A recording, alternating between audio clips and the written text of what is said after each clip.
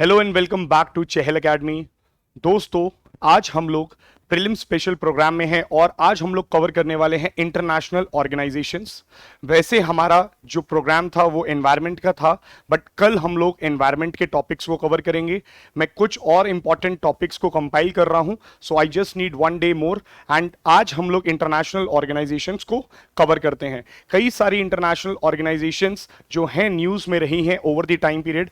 आपको देखने को मिलेगा कि पिछले पास्ट 2022 यूपीएससी के जो प्रीवियस ईयर क्वेश्चन पेपर है, करीबन करीबन 12 से 15 क्वेश्चन इंटरनेशनल ऑर्गेनाइजेशंस या इंटरनेशनल अफेयर्स में से ही, रिलेशनशिप्स में से ही यूपीएससी ने पूछ लिए हैं।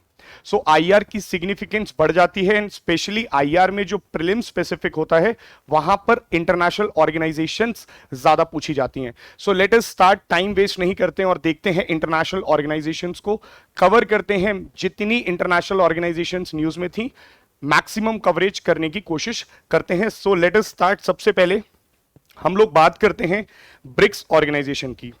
देखिए, ये न्यूज में रहा है ब्रिक्स ऑर्गेनाइजेशन, और ब्रिक्स ऑर्गेनाइजेशन से रिलेटेड जो जो करंट अफेयर्स में चीजें रही हैं वो तो मैं आपको बताऊंगा ही, बट एक चीज आपको ध्यान में रखनी है कि सिर्फ करंट अफेयर्स वाली चीज यूपीएससी नहीं पूछता है, इसका स्टैटिक पोर्शन पूछ लेता है। सो जो प्रीलिम्स में स्पेसिफिक पॉइंटर्स आने वाले हैं उसको कवर करते हैं। सो देखिए, ब्रिक्स ऑर्गेनाइजेशन को कवर करने के लिए सबसे पहले आपको कुछ इंटरनेशनल ऑर्गेनाइजेशंस में चीजें पता होनी चाहिए। जैसे इंटरनेशनल ऑर्गेनाइजेशन में आपको यह पता होना चाहिए कि कौन कौन से मेंबर्स हैं ब्रिक्स में। सो ये नाम से पता चल जाता है। B for Brazil, Russia, India, China and South Africa. So these are the 5 nations in the BRICS. तो ब्रिक्स के अंदर अगर आपसे पूछा जाए 5 मेंबर्स हैं। न्यूज में क्यों था? क्योंकि ब्रिक्स नेशन जो है अपनी एक कॉमन करेंसी लेकर के आ रहा है डी डॉलराइजेशन के लिए। डी डॉलराइजेशन क्या है? डी डॉलराइजेशन एक ऐसा इनिशिएटिव है जो सारी कंट्रीज लेकर के आ रही हैं ताकि डॉलर की जो हेगेमनी है, डॉलर का जो वर्चस्व है, उसको खत्म किया जा सके। डॉलर को खत्म करने का मतलब है यूएस का जो हैंगओवर नहीं उतर पा रहा है 2008 के बाद से। देखिए, 2008 से पहले अगर आप देखेंगे 1991 ऑनवर्ड्स, 1991 से लेके 2008 तक सिर्फ और सिर्फ एक ही सुपर पावर रही है, वो है यूएसए। उससे पहले कौन था? 1945 से लेके 1991 तक, जब तक यूएसएसआर डिसइंटीग्रेट नहीं हुआ, 15 कंट्रीज में टूट करके नहीं बिखरा, तब तक 2 कंट्रीज थी। मतलब वहां पे बाइपोलर वर्ल्ड था। बाइपोलर वर्ल्ड मतलब 2 राजा थे। विश्व के 2 राजा कौन थे? एक था यूएसएसआर और एक था यूएसए। और अगर मैं आपसे पूछता हूं 1945 से पहले कौन थे सुप्रीम लीडर? एक यूनिपोलर वर्ल्ड था। यूनिपोलर मतलब वही वर्ल्ड जो 1991 से लेकर के 2008 तक रहा। तो 1945 से पहले के समय पर कौन एक राजा था? एक ही विश्व में पापा जी थे, जिसको हम यूनाइटेड किंगडम कहते हैं। बट यूनाइटेड किंगडम का एक तरीके से डिक्लाइन होता है, उसके बाद बाइपोलर वर्ल्ड होता है। 1991 के बाद यूएसए सुपर पावर की तरह इमर्ज करता है, सिंगल लार्जेस्ट। और 2008 के बाद से जो टाइम पीरियड है उसको हम बोलते हैं मल्टीपोलर वर्ल्ड। मतलब ये वो समय है, सिर्फ और सिर्फ यूएसए नहीं, यहां पे चाइना इमर्ज हुआ, भारत इमर्ज हुआ, ब्राजील आगे बढ़ा, साउथ अफ्रीका जैसा नेशन आगे बढ़ा, Japan, south Korea, Australia, New Zealand, European, तो कई सारी कंट्रीज आपस में आपको देखने को मिलेगा उस समय आगे बढ़ती हुई दिखने को मिली हैं। तो आज की डेट में यह बोला जा रहा है कि सिर्फ और सिर्फ जो सुपर पावर वाला जो एटीट्यूड था यूएसए का 1991 से 2008 तक ठीक था, बट ग्लोबल फाइनेंशियल क्राइसिस के बाद अब यूएसए की हेगेमनी नहीं चलेगी। उसी को खत्म करने के लिए डी डॉलराइजेशन लाया जा रहा है। डॉलर की हेगेमनी को खत्म करना है, क्योंकि आप देखिए आज की डेट में हर चीज डॉलर से कंपेयर की जाती है, चाहे आपकी करेंसी हो। ऐसा नहीं है कि और करेंसीज में कंपेयर नहीं कर सकते, बट जनरल ट्रेंड हम डॉलर से ही कंपेयर करते हैं। हम कहते हैं $1 कितने रुपए के बराबर है, ऐसी $1 कितने युआन के बराबर है, $1 कितने येन के बराबर है, पाउंड के बराबर है। तो आप देखिए इतनी ज्यादा उसकी जो वैल्यू बढ़ जाती है, उससे उसकी करेंसी तो एप्रिशिएट होती ही होती है। हमने इको में पढ़ा था जिस भी करेंसी की डिमांड बढ़ती है वो अप्रिशिएट होती है, परंतु उसकी साइड वाली करेंसी मतलब जिससे आप कंपेयर करते हैं वो डाउन जाती है और भारत डेप्रिशिएट हो रहा है, मतलब भारत की जो रुपीस है वो डेप्रिशिएट हो रहा है। सिर्फ भारत नहीं, ऐसी कई सारी कंट्रीज हैं जो इससे परेशान हैं। तो हम डॉलर को क्यों बीच में लाते हैं एक्सचेंज में, ये सवाल उठा और उसी के लिए ब्रिक्स नेशन आगे बढ़ करके आए और अपनी कॉमन करेंसी लाए, इसलिए ये न्यूज में था। चलिए ब्रिक्स नेशन की बात करते हैं। सबसे पहला यूपीएससी का सवाल, ब्रिक्स में कौन कौन से मेंबर्स हैं? Brazil, Russia, India, China, south Africa. Next सवाल जो यूपीएससी आपसे पूछेगा, इसकी फॉर्मेशन कब हुई? तो देखिए 2001 में इसकी फॉर्मेशन मानी जाती है। फॉर्मेशन कैसे, मतलब एक टर्म गोल्डमैन सेक के एक इकोनॉमिस्ट थे, उन्होंने एक टर्म दिया ब्रिक। ब्रिक मतलब BRIC, वर्ल्ड की लीडिंग लार्जेस्ट डेवलपमेंटल इकोनॉमीज जो बनने वाली हैं 2050 तक, उनको एक टाइटल दिया गया ब्रिक। तो देखिए ब्रिक नेशंस कौन हैं? गोल्डमैन सेक के द्वारा दिया गया 2050 तक, जो विश्व की सबसे लार्जेस्ट इकोनॉमीज के रूप में आएंगी। अब बात करते हैं ये ब्रिक्स कैसे बना। तो देखो ब्रिक एक्चुअल में जो इसकी फॉर्मेशन होगी वो आपको देखने को मिलेगा 2006 में इसकी फॉर्मेशन होगी। देखिए यहां पे मैंने लिखा हुआ है 2006 इट वाज फॉर्म्ड। 2006 से लेके 2010 तक सिर्फ 4 ही नेशन थे, मतलब BRIC, साउथ अफ्रीका नहीं था। सवाल आपसे यूपीएससी पूछेगा which of the following were the founding members of the BRICS, तो वहां पर आपको यह जवाब देना पड़ेगा कि ब्रिक्स के फाउंडिंग मेंबर मतलब सिंस 2006 से जो रहे वो सिर्फ और सिर्फ 4 थे। साउथ अफ्रीका कब ऐड हुआ? तो देखिए South Africa was added in year 2010। तो यूपीएससी आपसे बोलेगा, अगला सवाल जो प्री से पूछ सकता है, कहेगा जो पहली मीटिंग हुई है ब्रिक्स की वो 2010 में ही हुई है। तो सवाल गलत हो जाएगा। आप हां करके जरूर आएंगे बट ये बात गलत हो जाएगी, क्योंकि याद रखिएगा 2 मीटिंग पहले हो चुकी थी ब्रिक्स की। कहने का मतलब 2009 और 2010 2 मीटिंग पहले ब्रिक की हो चुकी थी। फिर 2010 की मीटिंग में इन लोगों ने डिसाइड किया कि साउथ अफ्रीका को भी हमें इंक्लूड करना चाहिए। सो 2010 की समिट से अगर आपसे पूछा जाए 2010 की समिट से कौन ऐड होता है? South Africa. तो वर्ल्ड्स लार्जेस्ट इमर्जिंग इकोनॉमीज। सो यहां पर एक बात याद रखिएगा, साउथ अफ्रीका से पहले 2 मीटिंग हो चुकी हैं एंड सिंस देन ब्रिक्स की मीटिंग होती आ रही है। तो भारत फाउंडिंग मेंबर है, बिल्कुल भारत फाउंडिंग मेंबर है अगर आपसे सवाल पूछ लिया जाए। नेक्स्ट आपसे एक सवाल पूछा जाएगा, all members of BRICS are the members of G20। जी हां, all members of the BRICS are members of the G20। देखिए G20 भी न्यूज में क्यों है, क्योंकि अभी हम पढ़ेंगे G20 को भी कवर करेंगे। G20 भारत को प्रेसिडेंसी मिल गई है इस बार, तो जब भारत के पास प्रेसिडेंसी है तो सवाल आना बहुत ज्यादा प्रोबेबल बन जाता है। So what I am trying to say here is, if G20 is in the news and it's India's presidency, then the probability of coming of G20 question is highly probable. And here you need to understand that all the members of BRICS are members of G20. Yes, even though the statement is very extreme. देखिए ये statement extreme है but बात बिल्कुल ठीक है। Next, headquarters कहां पर है? Shanghai. So it's headquarters is in Shanghai. Next अगर आपसे पूछा जाएगा, देखिए फर्स्ट समिट कब हुई? 2009 रशिया के अंदर। सेकंड समिट कब हुई? ब्राजील के अंदर। तो ये 2 समिट के आपको याद भी रखने हैं। And this first summit and after second summit, in the second summit they decided South Africa will be added, and since then they are meeting annually. So if UPSC asks you and gives you one statement, since the formation or the inception of the BRICS nations are meeting annually, तो बात गलत है। Why? Because देखिए 2006 से लेकर के 2009 तक तो कोई मीटिंग ही नहीं हुई। 2009 में एक हुई और 2010 में एक हुई, तो इसका मतलब 2006 की, 2007 की और 2008 की तो कोई मीटिंग ही नहीं थी। You are getting my point? The first meeting was in 2009 and the second meeting was in 2010 and 2010 South Africa was added. चलिए आगे बढ़ते हैं। I hope you are clear और आप अपने डाउट्स को कमेंट बॉक्स में पूछते रहिए, प्लीज रिप्लाई करते रहिए। Whatsoever your doubts are, we are sitting, हम लोग आपके डाउट्स को क्लियर करेंगे and I will also personally try to cover all your doubts. जो भी डाउट्स होंगे उनको मैं पर्सनली भी सॉल्व करने की कोशिश करूंगा। I hope you are liking this lecture. Please like कर दीजिए। नेक्स्ट बात करते हैं न्यू डेवलपमेंट बैंक की। गाइस देखिए न्यू डेवलपमेंट बैंक इसी के अंदर है, मतलब ब्रिक्स के अंदर ही एक बैंक है जिसे हम लोग न्यू डेवलपमेंट बैंक बोलते हैं। अब आपसे यूपीएससी किस तरीके से यहां से प्रश्न पूछ सकते हैं या क्वेश्चन पूछ सकता है, सो यहां पर आपको एक चीज जाननी है, न्यू डेवलपमेंट बैंक को हम लोग ब्रिक्स डेवलपमेंट बैंक बोलते थे पहले, तो ये किस से आया, कैसे आया, फोर्टेलेजा डिक्लेरेशन से आया। इस तरीके से रिसेंटली अगर आपसे पूछा जाए फोर्टेलेजा डिक्लेरेशन हाल ही में न्यूज में था, बताइए किससे संबंधित है, तो इस तरीके से जो आप प्रश्न पूछा जाता है, मान लो वो पूछेगा, चार ऑप्शन दे देगा, बोलेगा आसियान है, G20 है, G7 है या ब्रिक्स है, सो आंसर इज ब्रिक्स। 2014 में ये डिक्लेरेशन हुआ था फोर्टेलेजा, और 2015 में फोर्स में आया न्यू डेवलपमेंट बैंक। तो अगर आपसे पूछा जाए न्यू डेवलपमेंट बैंक किस डिक्लेरेशन से बना, तो फोर्टेलेजा डिक्लेरेशन से इसका गठन होता है। अगर आपसे पूछा जाए व्हाट इज दिस $100 बिलियन, देखिए $100 बिलियन इसकी ऑथराइज कैपिटल है, this is the authorised capital, कितना टोटल पैसा ये लोग ला सकते हैं यहां पर, तो $100 बिलियन। ये फिगर आपको याद रखनी है, UPSC can give you a question where they can say it is $1000 billions, figures को चेंज कर देगा।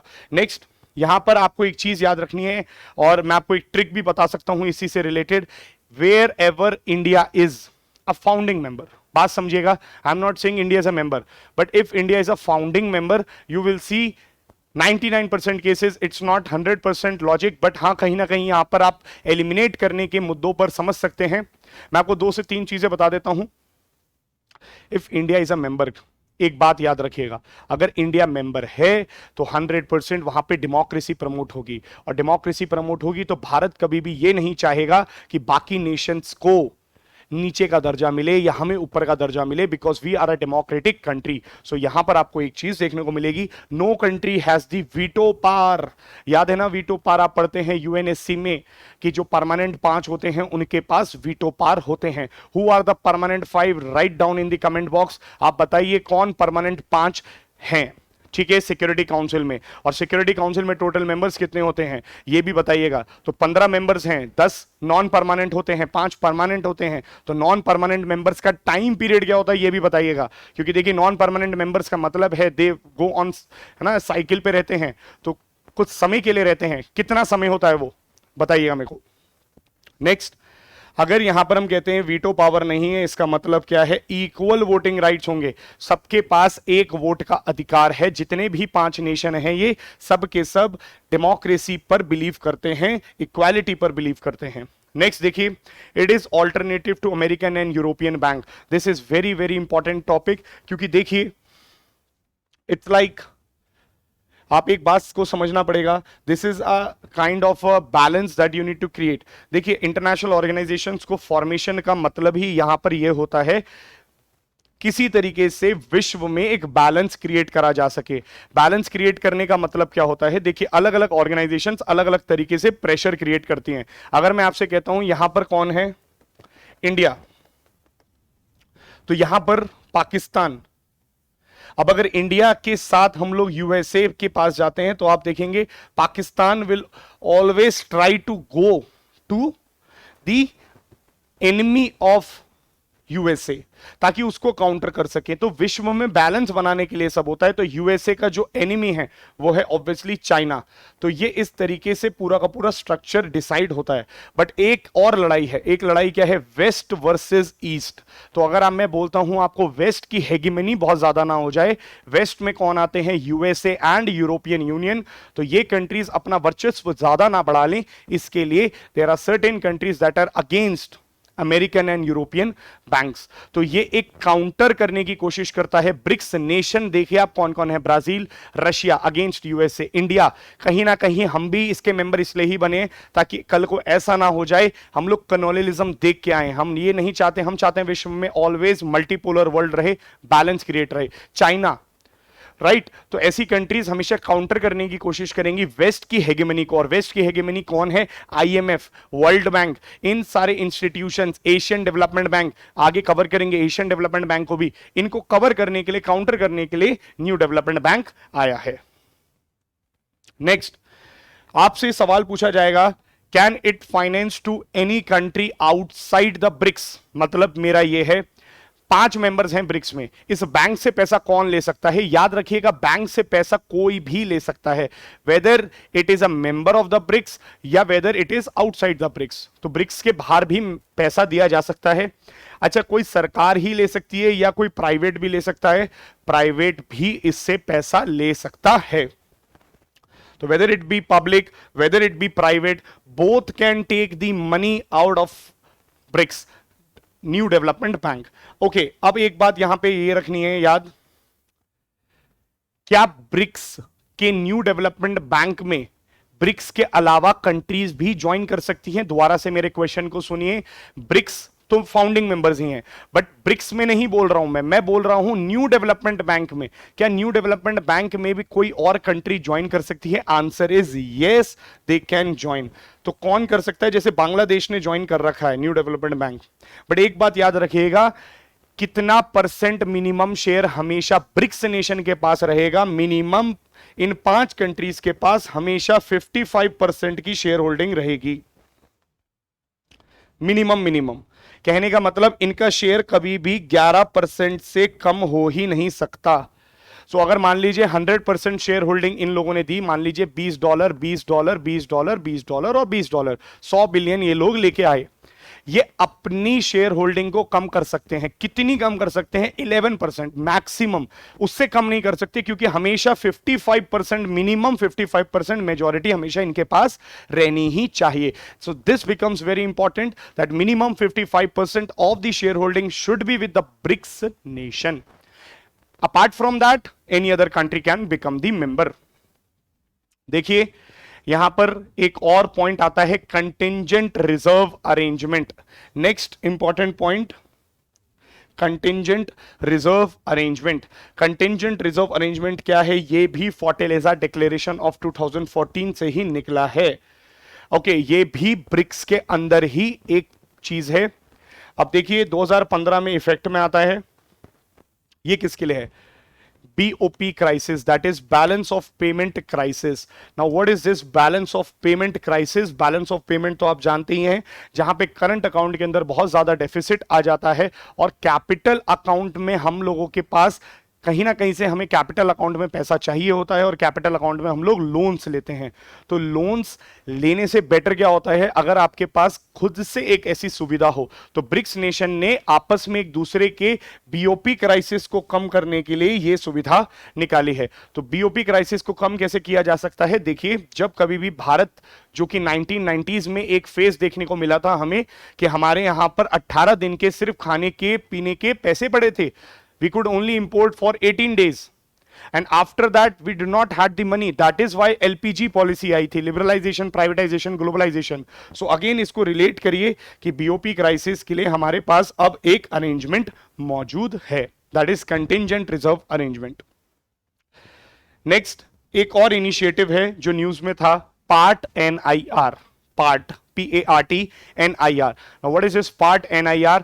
Partnership for new industrial revolution. ये भी किसका इनिशिएटिव है? अगर आपसे यूपीएससी पूछ लेता है, बताइए। Part NIR, contingent reserve arrangement, new development bank are the initiatives of which of the following organization? और 4 ऑर्गेनाइजेशन के नाम दे देता है। तो पहला बोलेगा ब्रिक्स, दूसरा बोलेगा G77, थर्ड बोलेगा G7, फोर्थ बोलेगा G20। सो यू नो कि ब्रिक्स इनिशिएटिव के ये सारे इनिशिएटिव्स हैं। पार्ट NIR क्या बोलता है? देखिए, पार्ट NIR क्या है? 5 कंट्रीज ने आपस में मिला करके एक पार्टनरशिप इस्टेब्लिश करी है। इसे बोलते हैं partnership for new industrial revolution. अब न्यू इंडस्ट्रियल रेवोल्यूशन की पार्टनरशिप क्या है? देखिए, इंडस्ट्रियल रेवोल्यूशन 4 बार आ चुका है। इस जो अभी करंट इंडस्ट्रियल रेवोल्यूशन चल रहा है उसे बोलते हैं हम इंडस्ट्रियल रेवोल्यूशन 4.0।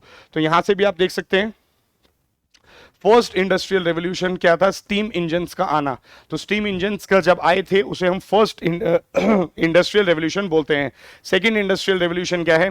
इलेक्ट्रिसिटी का आना। इलेक्ट्रिसिटी पर चीजें चलने लग गई थी, रेलवे ट्रैक्स, इंजन्स विंजन्स, तब हम लोगों ने बोला था सेकंड इंडस्ट्रियल रेवोल्यूशन हो चुका है। तो इंडस्ट्रियल रेवोल्यूशन की शुरुआत आप जानते ही हैं, यूके से या यूरोप से हुई थी। थर्ड हम लोग क्या बोलते हैं? जब कंप्यूटर्स, IT, ठीक है, वाईफाई, ये सब चीजें आ गई थी, तब हम लोगों ने बोला था थर्ड इंडस्ट्रियल रेवोल्यूशन स्टार्ट हो चुका है। And the fourth industrial revolution, that is industrial revolution 4.0 क्या है? आई विल टेल यू 4.0 किससे बना है। देखिए,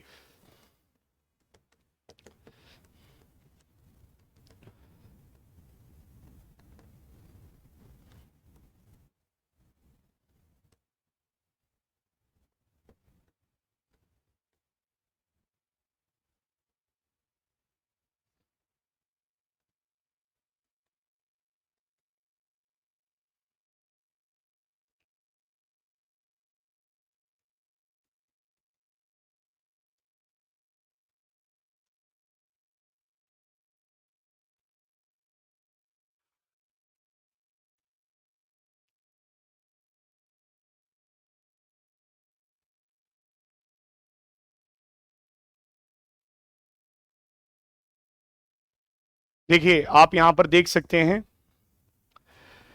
what is industrial revolution 4.0। Industrial revolution 4.0 क्या है? एक मिक्सचर है। एक mixture means it consist of all these technologies, all these concepts combined together. ये तो बहुत छोटी हैं, और भी सारी चीजें हो सकती हैं। So for example internet of things, artificial intelligence, artificial intelligence में augmented reality, virtual reality and mixed reality. Now मेरे को आप एक चीज बताइए, what is the basic difference between augmented, virtual and mixed reality? Guys very very important, 2019 में I guess ये question भी पूछा था यूपीएससी ने डायरेक्टली इस पर। So I'll tell you in 1 minute what is virtual, what is augmented and what is mixed reality. देखिए mixed reality क्या होती है? मिक्स्ड रियलिटी को समझने के लिए आपको समझना पड़ेगा सबसे पहले virtual reality. Virtual reality is कि आपने हेडसेट्स पहन रखे हैं। If you wear those headsets, जो आपने देखे होंगे वीआर हेडसेट्स हैं, आजकल गेमिंग पार्लर्स में भी वो मिलते हैं। आपने क्या करे हैं? हेडसेट्स को पहन लिया है, and after you wear the headsets, उसके बाद एक बात याद रखिएगा, क्या आपको कुछ सुनाई देगा? नहीं, आपको सुनाई नहीं देगा। आपको वही सुनाई देगा जो उसमें फीडेड होगा, जो वीआर के थ्रू आपको दिख रहा होगा, आपको वही दिखाई देगा। तो इस वर्ल्ड में आप मौजूद जरूर हैं, you are into this world only, but from here only आप इस वर्ल्ड में क्या हो रहा है, your senses are out. So आपके सेंसेस को यह नहीं समझ में आ रहा है कि इस वर्ल्ड में क्या हो रहा है, because now you are being transported to the virtual world. That is why it is virtual reality. Virtual reality में याद रखिएगा हमारे सेंसेस को यह नहीं पता होता है कि इस वर्ल्ड में क्या हो रहा है। अब मैं बात करता हूं ऑगमेंटेड रियलिटी की। देखिए वर्चुअल रियलिटी के एग्जांपल्स बहुत सारे हैं, गेमिंग्स में हैं, ठीक है, स्टडीज में हो सकते हैं, एजुकेशन में हो सकते हैं। अगर मान लीजिए आपको ताजमहल घूमना है, आप वर्चुअल रियलिटी के हेडसेट्स पहनिए और आप पूरा का पूरा ताजमहल देख सकते हैं 3D में, 5D में, जैसे भी हो। अब बात करते हैं हम लोग किसकी? Augmented reality. Augmented reality means the reality that is एक रियलिटी के ऊपर दूसरी रियलिटी सुपर इंपोज्ड हो। अगर इस तरीके से रियलिटी होती है कि एक रियलिटी के ऊपर दूसरी रियलिटी सुपर इंपोज्ड हो, उसे हम ऑगमेंटेड रियलिटी कहते हैं, चेंज्ड रियलिटी कहते हैं। इसका एग्जांपल मैं आपको देता हूं। आपके घर में या आपके फोन्स में पर्टिकुलरली जो स्नैपचैट फिल्टर्स हैं, या जो भी आप फिल्टर्स लगाते हैं B6112 में, जो भी फिल्टर्स लगाते हैं, देखिए इस रियलिटी के ऊपर, मतलब जो आज की रियलिटी है उसी के ऊपर एक और फिल्टर लग जाता है, सुपर इंपोजिशन होता है, उसे ऑगमेंटेशन रियलिटी कहते हैं। अब यहां पर आपको एक वर्ड और याद रखना पड़ेगा, जब आप अपने फिल्टर लगा रहे होते हैं अपनी फोटो पे, क्या आपके सेंसेस इस वर्ल्ड में एक्टिव होते हैं? Obviously yes. मान लीजिए आपकी मदर आपको कॉल कर रही हैं, तो क्या आपको ये बात समझ में आएगी? हाँ बिल्कुल आएगी। सो इस रियलिटी में आपके सेंसेस यहां पर मौजूद होते हैं। And what is mixed reality? Mixed reality is particularly that kind of reality जहां पर आपको देखने को मिलेगा कि एक रियलिटी के साथ आप इंटरैक्ट भी कर सकते हैं। जैसे मैं एग्जाम्पल में आपको बता देता हूं, आयरन मैन में जो जार्विस, तो जार्विस के साथ जब आप इंटरेक्शन कर रहे हैं, ये टर्मिनेटर मूवी है, ये मैट्रिक्स मूवी है, इन सब में वही चीज एक्सप्लेन करी गई है।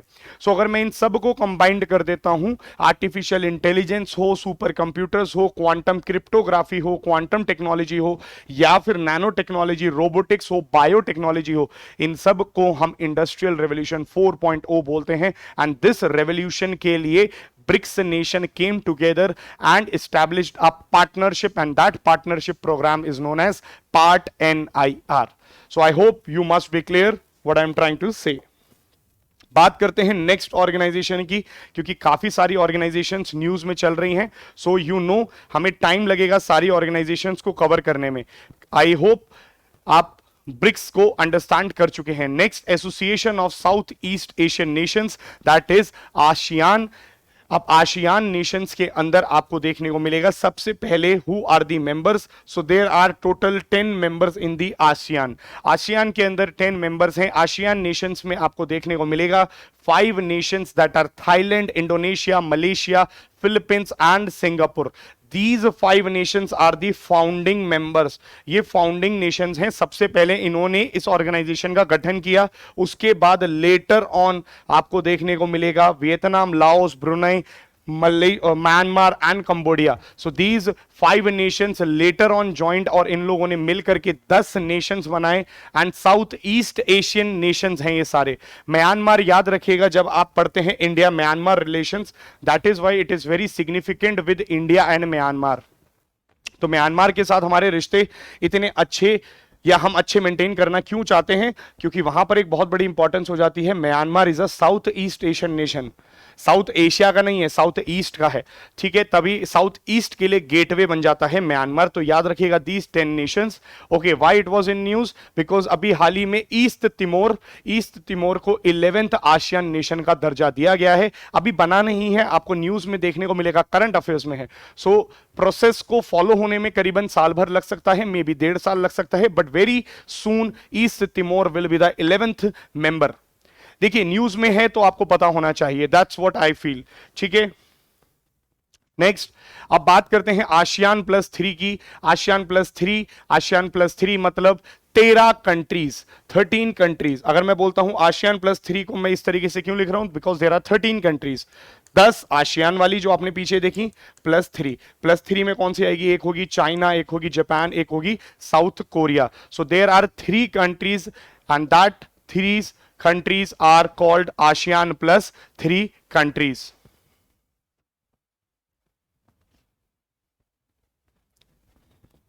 ASEAN plus 6.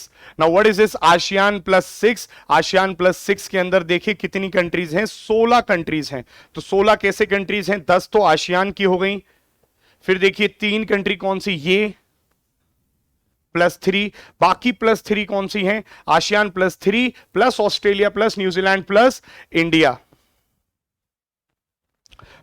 India. So they are total 16 countries that are ASEAN plus 6. So 16 countries ASEAN plus 6. तो याद रखिएगा why it is known as ASEAN plus 6 because 16 countries में से 6 कंट्रीज कौन सी हैं? 3 तो 3 वाली हो गई, 3 6 वाली हो गई। बट जब मैं आपसे बोलता हूं आसियान के मेंबर्स बैठे हैं 10, सिर्फ आसियान, 10 में अगर 3 मेंबर्स और आ जाए, मतलब जापान आ जाए है, चाइना आ जाए और साउथ कोरिया के मेंबर्स भी उस मीटिंग को अटेंड करें, तो आप बोलेंगे ASEAN plus 3।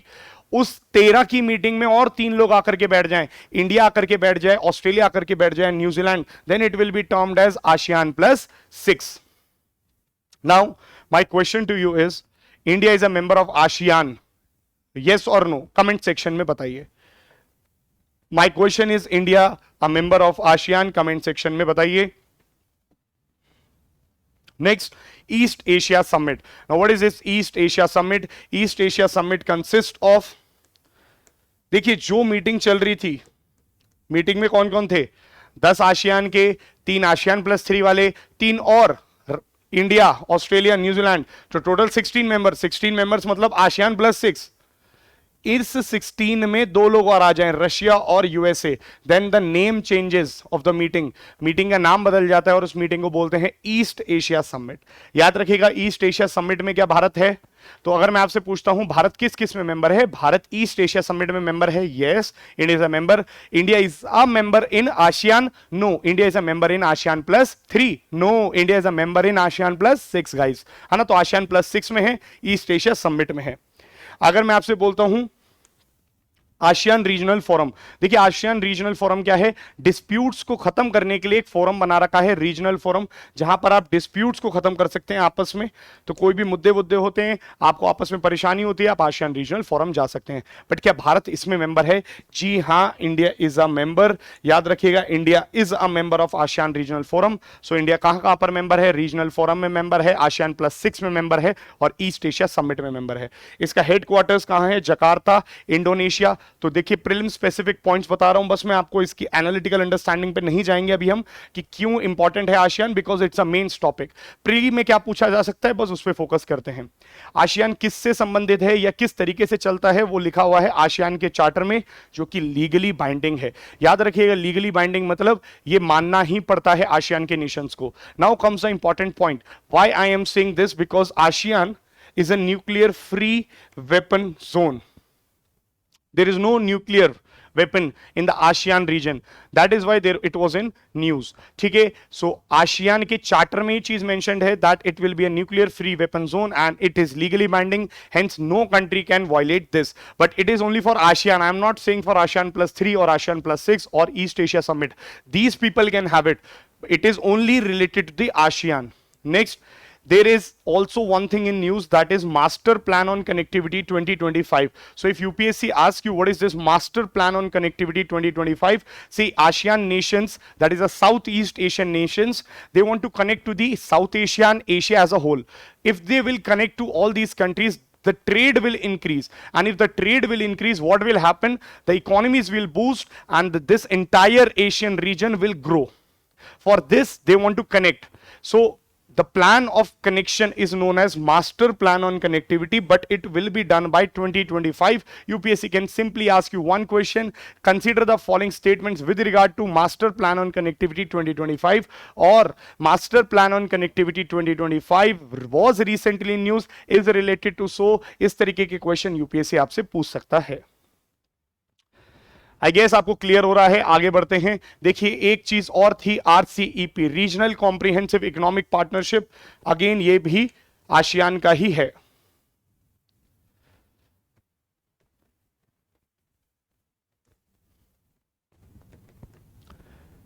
Regional comprehensive economic partnership of ASEAN. So देखिए रीजनल कॉम्प्रिहेंसिव इकोनॉमिक पार्टनरशिप क्या है. 2012 में प्रपोज करा गया था ये कंबोडिया के द्वारा, और कंबोडिया में ही, कि एक इस तरीके का free trade agreement. What is free trade agreement? I hope you guys know free trade agreement क्या है. एक लाइन में मैं आपको बता देता हूं.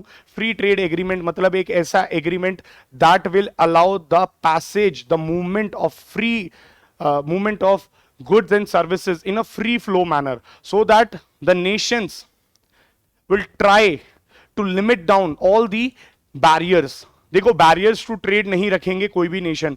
For example what I am trying to say here is, India को ट्रेड करना है साउथ ईस्ट एशिया के साथ, तो एक फ्री ट्रेड एग्रीमेंट साइन कर लेते हैं. जैसे आप लोगों ने अभी सुना भी होगा, if you guys were with the if you were reading the Hindu, तो आपको ये बात पता होगी कि यूनाइटेड किंगडम के साथ हमारा प्रॉब्लम चल रहा है एफटीए में, इजराइल के साथ हमारा प्रॉब्लम चल रहा है एफटीए में. So lot of countries we are not able to do the FTA, but Australia के साथ हम लोग साइन कर चुके हैं. याद रखिएगा एफटीए, है ना. तो कुछ कुछ चीजें हो चुकी हैं, कुछ पर हम लोग बहसबाजी कर रहे हैं. अभी हाल ही में एक चीज और न्यूज में थी कि when it was Trump administration there was a thing कि भारत एफटीए करेगा यूएसए के साथ. परंतु what happened? The thing happened was Biden administration told कि भाई we are not interested in the FTA with India. So आपको याद होना चाहिए इंडिया किस किस से एफटीए कर चुका है. सो याद रखना जितने भी ये 6 नेशंस हैं आसियान +6 वाले, इनके साथ एफटीए है भारत का. राइट? ट्रू और फॉल्स मेरे को कमेंट सेक्शन में बताइए. सो इफ आई से कि 6 नेशंस के साथ क्या भारत का एफटीए है, सो ट्रू और फॉल्स आप बताइए फटाफट से. नाउ आसियान +6 का एक एफटीए बनाया जाए. बोल रहे थे कि यहां पर जितनी 16 कंट्रीज हैं, इन 16 कंट्रीज के साथ भारत एक एफटीए साइन कर ले. अब भारत एक एफटीए साइन कर ले कहने का मतलब क्या है? 16 कंट्रीज के बीच में आपस में एक रीजनल इकोनॉमिक पार्टनरशिप एस्टैब्लिश हो जाएगी. That means the 16 countries will try to curb down the barriers to trade and will try to go for free flow of movement of goods and services, so that one product, मान लीजिए एक product जो Australia में है वो भारत आराम से आ सके, भारत उस पर कोई इंपोर्ट ड्यूटीज और कोई टैक्सेस ना लगा सके, और जो भारत का प्रोडक्ट है वो भी जाकर के ऑस्ट्रेलिया या फिर जापान या फिर साउथ कोरिया या फिर चाइना, न्यूजीलैंड कहीं पर भी बिक सके, और आसियान कंट्रीज के भी गुड्स हमारे यहाँ आ सके और हमारे गुड्स भी उधर जा सके. 16 कंट्रीज का आपस का एक प्रोग्राम आरसीईपी. इंडिया यहां पर ज्वाइन किया नहीं किया? No. India said complete no to the ASEAN. Now, why India said complete no to the ASEAN RCEP? Because 2 reasons हैं, प्रमुख 2 रीजन याद रखिएगा. Why? Because first is your dairy industry and second is China. तो देखिए first is dairy industry, second is China. Why? Because dairy industry में हम लोगों को देखने को मिलेगा एक अगेन एक प्रॉब्लम थी डेयरी इंडस्ट्री के साथ, because Australia and New Zealand dairy industry is highly have high economies of scale, means they are very cheap and they have very good quality of milk. I am not saying कि भारत का जो दूध है वहां पर अच्छा नहीं है, milk is not that much of quality, but the problem is India का milk यहां से बिक नहीं पाएगा, because India is the largest producer of milk, India is the largest consumer of milk, but India is not the largest exporter of milk. Why India is not the largest exporter of milk? इसमें बहुत बड़ी problem यह है कि barriers to trade आ जाते हैं. When we want to sell our product to the European Union कहता है sanitary and phytosanitary measures measures, मतलब ऐसी कुछ चीजें भारत नियम फॉलो नहीं कर पाता है, हाइजीनिक इश्यूज आ जाते हैं, ब्रांडिंग करनी नहीं आती है, हमारे पास कोल्ड स्टोरेज की फैसिलिटीज नहीं है, इस वजह से वो हमारा सामान नहीं ले पाते हैं। सो अगर मोदी जी वहां पर जाकर के हां कर देते तो सोच के देखिए, जो भारत की इंडस्ट्री डेयरी मिल्क इंडस्ट्री पे डिपेंड करती है, हमारे घर पे हम मना तो नहीं कर पाते, क्यों? क्योंकि एफटीए यही कहता है। तो ऑस्ट्रेलिया से और आप देखेंगे न्यूजीलैंड से मिल्क भारत आता तो हम बोल सकते थे कि अमूल दूध नहीं पीता है अब इंडिया, फिर कोई और दूध पीता है इंडिया, है ना? तो बाहर का दूध पीते हैं हम, ऑस्ट्रेलिया का पीते, या फिर हम न्यूजीलैंड का दूध हमारे यहां पर ओवर फ्लडेड हो जाता। सो क्या होता हमारे फार्मर्स का, इसलिए ही मोदी जी ने ना कर दी। दूसरा था चाइना। देखिए हमें एफटीए करने में कोई प्रॉब्लम नहीं थी आसियान नेशंस के साथ, या फिर चाइना के जापान के साथ, साउथ कोरिया के साथ, इन कंट्रीज के साथ हमें प्रॉब्लम नहीं है। बट द पॉइंट इज इसमें चाइना भी है, क्योंकि देखिए ASEAN+3 में चाइना मेंबर है, याद करिए। If China is a member in ASEAN+3 और ASEAN+6 में भी चाइना है, तो इसका मतलब एफटीए में भी चाइना रहेगा। और चाइना के साथ बहुत अच्छी बात क्या है, लड़ाई कितनी हो जाए हमारी, बट $100 बिलियन का हमेशा हमारा ट्रेड रहता है। इवन $100 बिलियन का तो ट्रेड डेफिसिट है। ट्रेड डेफिसिट मतलब इतना पैसा तो हमें देना है उधर। हम हमेशा नेट इंपोर्टर रहते हैं चाइना के साथ, हम एक्सपोर्ट नहीं कर पाते सामान, तो हम क्यों ही जाएं ऐसे एफटीए में। यही बात हमारे प्रधानमंत्री मोदी जी ने बोली और इसलिए आरसीईपी को मना कर दिया। न्यूज में था, याद रखिएगा। Next, third organization Shanghai Cooperation Organization. Shanghai Cooperation Organization में आपको एक वर्ड याद रखना है, कब आया था शंघाई कोऑपरेशन ऑर्गेनाइजेशन? बिकॉज देखिए एससीओ की मीटिंग चल रही है, याद है आपको, ये सब अभी करंट अफेयर्स में चल रहा है ना? तो पाकिस्तान आए हैं भारत के दौरे पर, तो पाकिस्तान को बुलाया गया है ना? और बहुत ही कमाल की स्ट्रैटेजी भारत ने यूज करी है, क्योंकि मीटिंग एससीओ की कहां रख दी है? कश्मीर में, है ना? तो कश्मीर में तो they will not come obviously. कितनी बढ़िया स्ट्रैटेजी है गाइस, अंडरस्टैंड करिए इस बात को। बस 1 मिनट लूंगा आपका, बाकी फिर हम वापस से प्री में आएंगे। बट आप सोच के देखिए, कश्मीर में एससीओ की meeting was a biggest and the boldest move India did. Why? Because अगर वो पाकिस्तान आकर के ये बोलता है कि मैं जा रहा हूं भारत में एससीओ की समिट में, तो कहां जा रहा हूं? कश्मीर में। तो एक तरफ से अगर वो ये बोल करके आते हैं कि मैं कश्मीर में जा रहा हूं, और बोल करके आते हैं कि भारत ऑर्गेनाइज कर रहा है, इसका मतलब इनडायरेक्टली इंडिया का ही तो हो गया कश्मीर, वैसे भी हमारा ही है पूरा का पूरा। But what I am trying to say is at the international level ये प्रूव हो जाएगा कि वो इंडिया जा रहे हैं। इंडिया मतलब कश्मीर जा रहे हैं। अच्छा, अगर वो नहीं जाते हैं देन मत आओ, हमें तो बात वैसी नहीं करनी जब तक टेररिज्म खत्म नहीं करोगे। So it was a very good move by the Indian government. खैर 2001 में आया और 2003 में इफेक्ट में आया। तो यूपीएससी कई बार आपसे सवाल ऐसा भी पूछ लेता है कि बताइए इफेक्ट में कब आया, फोर्स में कब आया? तो 2003 में आया। नेक्स्ट, अगर आपसे पूछा जाए सेक्रेटरीट या फिर इसका हेडक्वार्टर्स कहां पे है? Beijing in China. नेक्स्ट आप देखिए, यहां पर आपको मेंबर्स पता होने चाहिए। Who are the members? India, Pakistan. Yes, India and Pakistan both are the members. अभी मैंने आपको बताया पाकिस्तान आ रहा है, भारत ऑर्गेनाइज कर रहा है शंघाई कोऑपरेशन ऑर्गेनाइजेशन की मीट, इसलिए रेलिवेंट बन जाता है। अब यहां पर यूपीएससी पास्ट में कई बार क्वेश्चन भी पूछ चुका है शंघाई से रिलेटेड। अब आपसे एक चीज पूछ सकता है कि इंडिया और पाकिस्तान कब ज्वाइन करते हैं?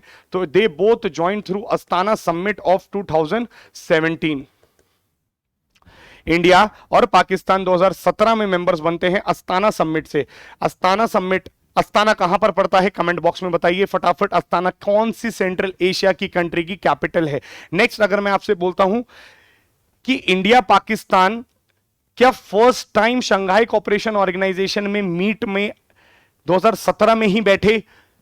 ट्रू और फॉल्स? देखिए यूपीएससी क्या बोलेगा, first time Shanghai Cooperation Organization में मेंबर बने 2017 में, बट पहली बार शंघाई कोऑपरेशन ऑर्गेनाइजेशन की मीट भी ले रहे हैं, मतलब बैठ भी उसमें डिस्कशन भी कर रहे हैं, तो गलत हो जाएगी। बिकॉज 2004 2005 में हम लोगों ने शंघाई कोऑपरेशन ऑर्गेनाइजेशन में पाकिस्तान के साथ ही, अब वो भी अस्ताना समिट ही थी, उसमें भी बैठे हुए हैं। बट इस अस्ताना समिट की 2017 की अस्ताना समिट में मेंबर बने हैं। फर्क है दोनों बातों में। मैं पूछता हूं फुल टाइम मेंबर्स कब बने? 2017। बट क्या पहले पार्टिसिपेट किया है? जी हां, पहले पार्टिसिपेट भी किया है। Next, China. Obviously, China is a member. Next, Kyrgyzstan. Kyrgyzstan is a member, Tajikistan, Kazakhstan, Uzbekistan. देखो मैं इसको याद करने का तरीका बता देता हूं। सेंट्रल एशिया में 5 कंट्रीज हैं, 5 कंट्रीज सबको याद हैं, Tajikistan, Kazakhstan, Uzbekistan, Kyrgyzstan and Turkmenistan. अगर आपको यह बात याद रखनी है कौन सा स्थान यहां पर नहीं है, देखो पाकिस्तान भी है तो आपको बस एक चीज याद रखनी है कि कौन सा स्थान नहीं है, बस इतना याद रख लीजिएगा, सेंट्रल एशिया में तुर्कमेनिस्तान नहीं है। Except Turkmenistan, each and every country of Central Asia is a member of the Shanghai Cooperation Organization. India है, पाकिस्तान है, चाइना है एंड रशिया है। अच्छा ये न्यूज में क्यों था, वैसे तो इस बार भारत कर रहा है तो बहुत ज्यादा न्यूज में है। इवन दो ईरान भी इसका मेंबर बनने वाला है बहुत जल्द, तो सारी फॉर्मेलिटीज पूरी हो चुकी हैं। सो शंघाई कोऑपरेशन ऑर्गेनाइजेशन में Iran will also become the member. Now why Iran wants to become a member, ये मेंस का टॉपिक हो जाता है, एनालिसिस का पोर्शन हो जाता है।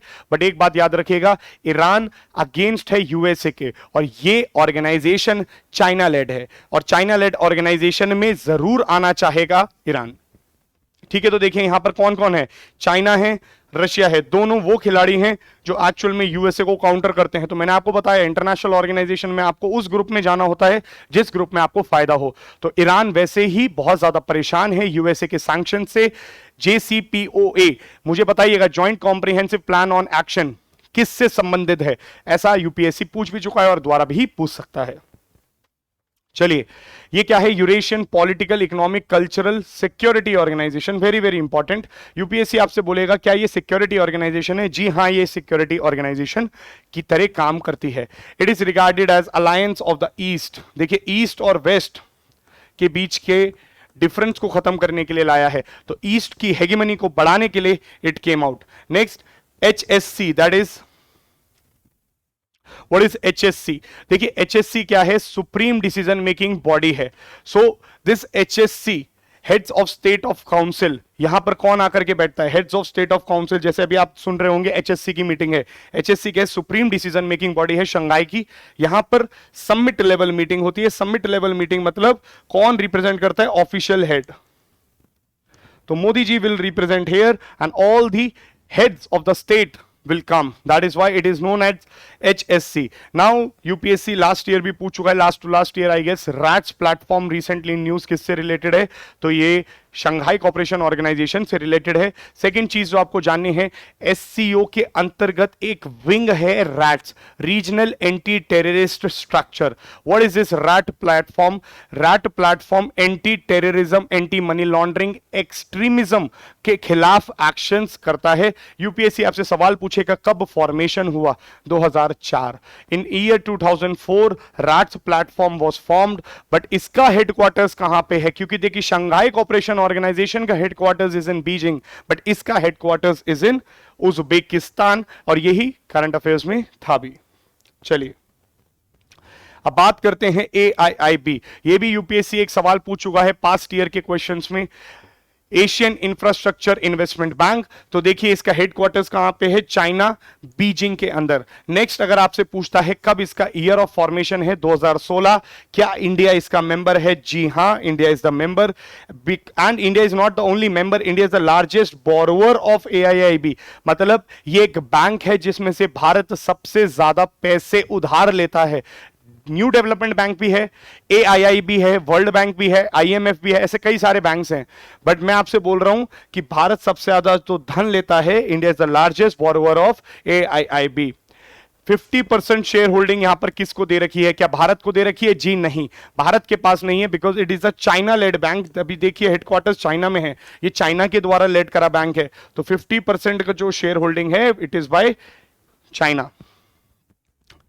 India is the second largest share holder. देखिए भारत कितना बड़ा शेयर होल्डर है, सेकेंड लार्जेस्ट है। सेकेंड लार्जेस्ट मतलब चाइना के बाद हम आते हैं।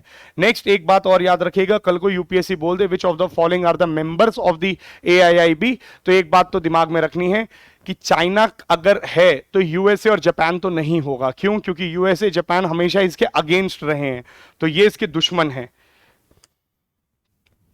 इसकी ऑथराइज कैपिटल कितनी है, $100 बिलियन। देखिए इसकी भी $100 बिलियन है, और याद करिए न्यू डेवलपमेंट बैंक की भी $100 बिलियन है। It is also considered as the rival to the European and the western bank. It means it is considered as a challenge, as a counter to the European and the western bank. आगे बढ़ते हैं, Asian development bank से related question पूछते हैं। देखिए Asian development bank 1966 Philippines में इसका headquarters है। यहां पे जो वोटिंग है किस पर बेस्ड होती है? देखिए अगर मैं आपसे बोलता हूं वोटिंग किस पर बेस्ड है, capital subscription based voting, and same is in the AIIB। सिर्फ न्यू डेवलपमेंट बैंक था जहां पर वोटिंग किस पर बेस्ड थी, क्योंकि भारत फाउंडिंग मेंबर था। अब समझ में आ रही है आपको बात? देखिए AIIB China led voting bank है, क्यों? 50% पैसा उसने दिया है तो ज्यादा उसकी सुनी जाएगी। न्यू डेवलपमेंट बैंक में सबकी सुनी जाएगी बराबर, और यहां पर किसकी सबसे ज्यादा सुनी जाएगी? जो ज्यादा पैसा लाएगा। तो सबसे ज्यादा पैसा कौन लाए हैं? USA and Japan, 15% each. तो भारत कितना लाया है? सिर्फ 6%, इसलिए भारत की यहां पर 6% की वोटिंग शेयर बेस्ड होती है। नेक्स्ट मैं आपसे बोलता हूं इसका काम क्या है। इसका काम देखो है इराडिकेट पॉवर्टी, ये गरीबी हटाने के लिए बनाया गया है। एशियन डेवलपमेंट आउटलुक रिपोर्ट भी इसी बैंक के द्वारा करा जाता है, पब्लिश किया जाता है। ऐसा रिपोर्ट वाले क्वेश्चंस भी एक आधा आ जाता है यूपीएससी में, सो ध्यान रखिएगा। Now who are the total members, how many members are there? देखिए मेंबर्स कितने हैं? 49 फ्रॉम एशिया, 19 फ्रॉम पैसिफिक। तो 49 is from Asia, 19 are Pacific. सारे याद नहीं करने हैं, बट एक बात याद रखनी है कि एशिया के बाहर के मेंबर्स भी इसके मेंबर हैं, क्योंकि AIIB में थर्ड स्टेटमेंट जो यूपीएससी ने दी थी, बोला था कि भाई इसके अंदर फर्स्ट स्टेटमेंट दी थी कि इसके अंदर 80 से ज्यादा मेंबर्स हैं, मोर देन 80 मेंबर्स हैं AIIB में, और बोला सिर्फ और सिर्फ सारे मेंबर्स एशिया में से हैं। तो ऐसा हो ही नहीं सकता, 80 मेंबर हैं तो एशिया में से कैसे होंगे? एशिया से ज्यादा के भी मेंबर्स होंगे, बस इतना याद रखना। Next, it is modelled closely on world bank, क्योंकि किसके द्वारा है? यूएसए और जापान। तो यूएसए जापान के द्वारा लेड करा हुआ वर्ल्ड बैंक भी है, तो इट इज सिमिलरली जिस तरीके से वर्ल्ड बैंक काम करता है उसी तरीके से हमारा एशियन डेवलपमेंट बैंक भी काम करता है। आगे बढ़ते हैं, ओपेक भी न्यूज में था काफी ज्यादा। Oil petroleum exporting countries, it is inter governmental, याद रखना, नॉट एन एनजीओ। यूपीएससी क्या करता है, थोड़े थोड़े वर्ड्स को कंफ्यूज करने के लिए चेंज कर देता है, कहता है it is non governmental organization, तो बात गलत हो जाएगी, it is inter governmental organization. कहां पर इसका हेडक्वार्टर्स है? वियना। वियना कहां पर पड़ता है? ऑस्ट्रिया। कब आया था? 1960 में। बगदाद कॉन्फ्रेंस, बगदाद कॉन्फ्रेंस से इसका एस्टैब्लिशमेंट हुआ। सवाल आपसे पूछा जाएगा, बगदाद कॉन्फ्रेंस हाल ही में न्यूज में है, किससे संबंधित है? In recently in news Baghdad conference, which of the following organization was created through this conference? It is OPEC. Baghdad is in Iraq. इसको बोला जाता है permanent cartel.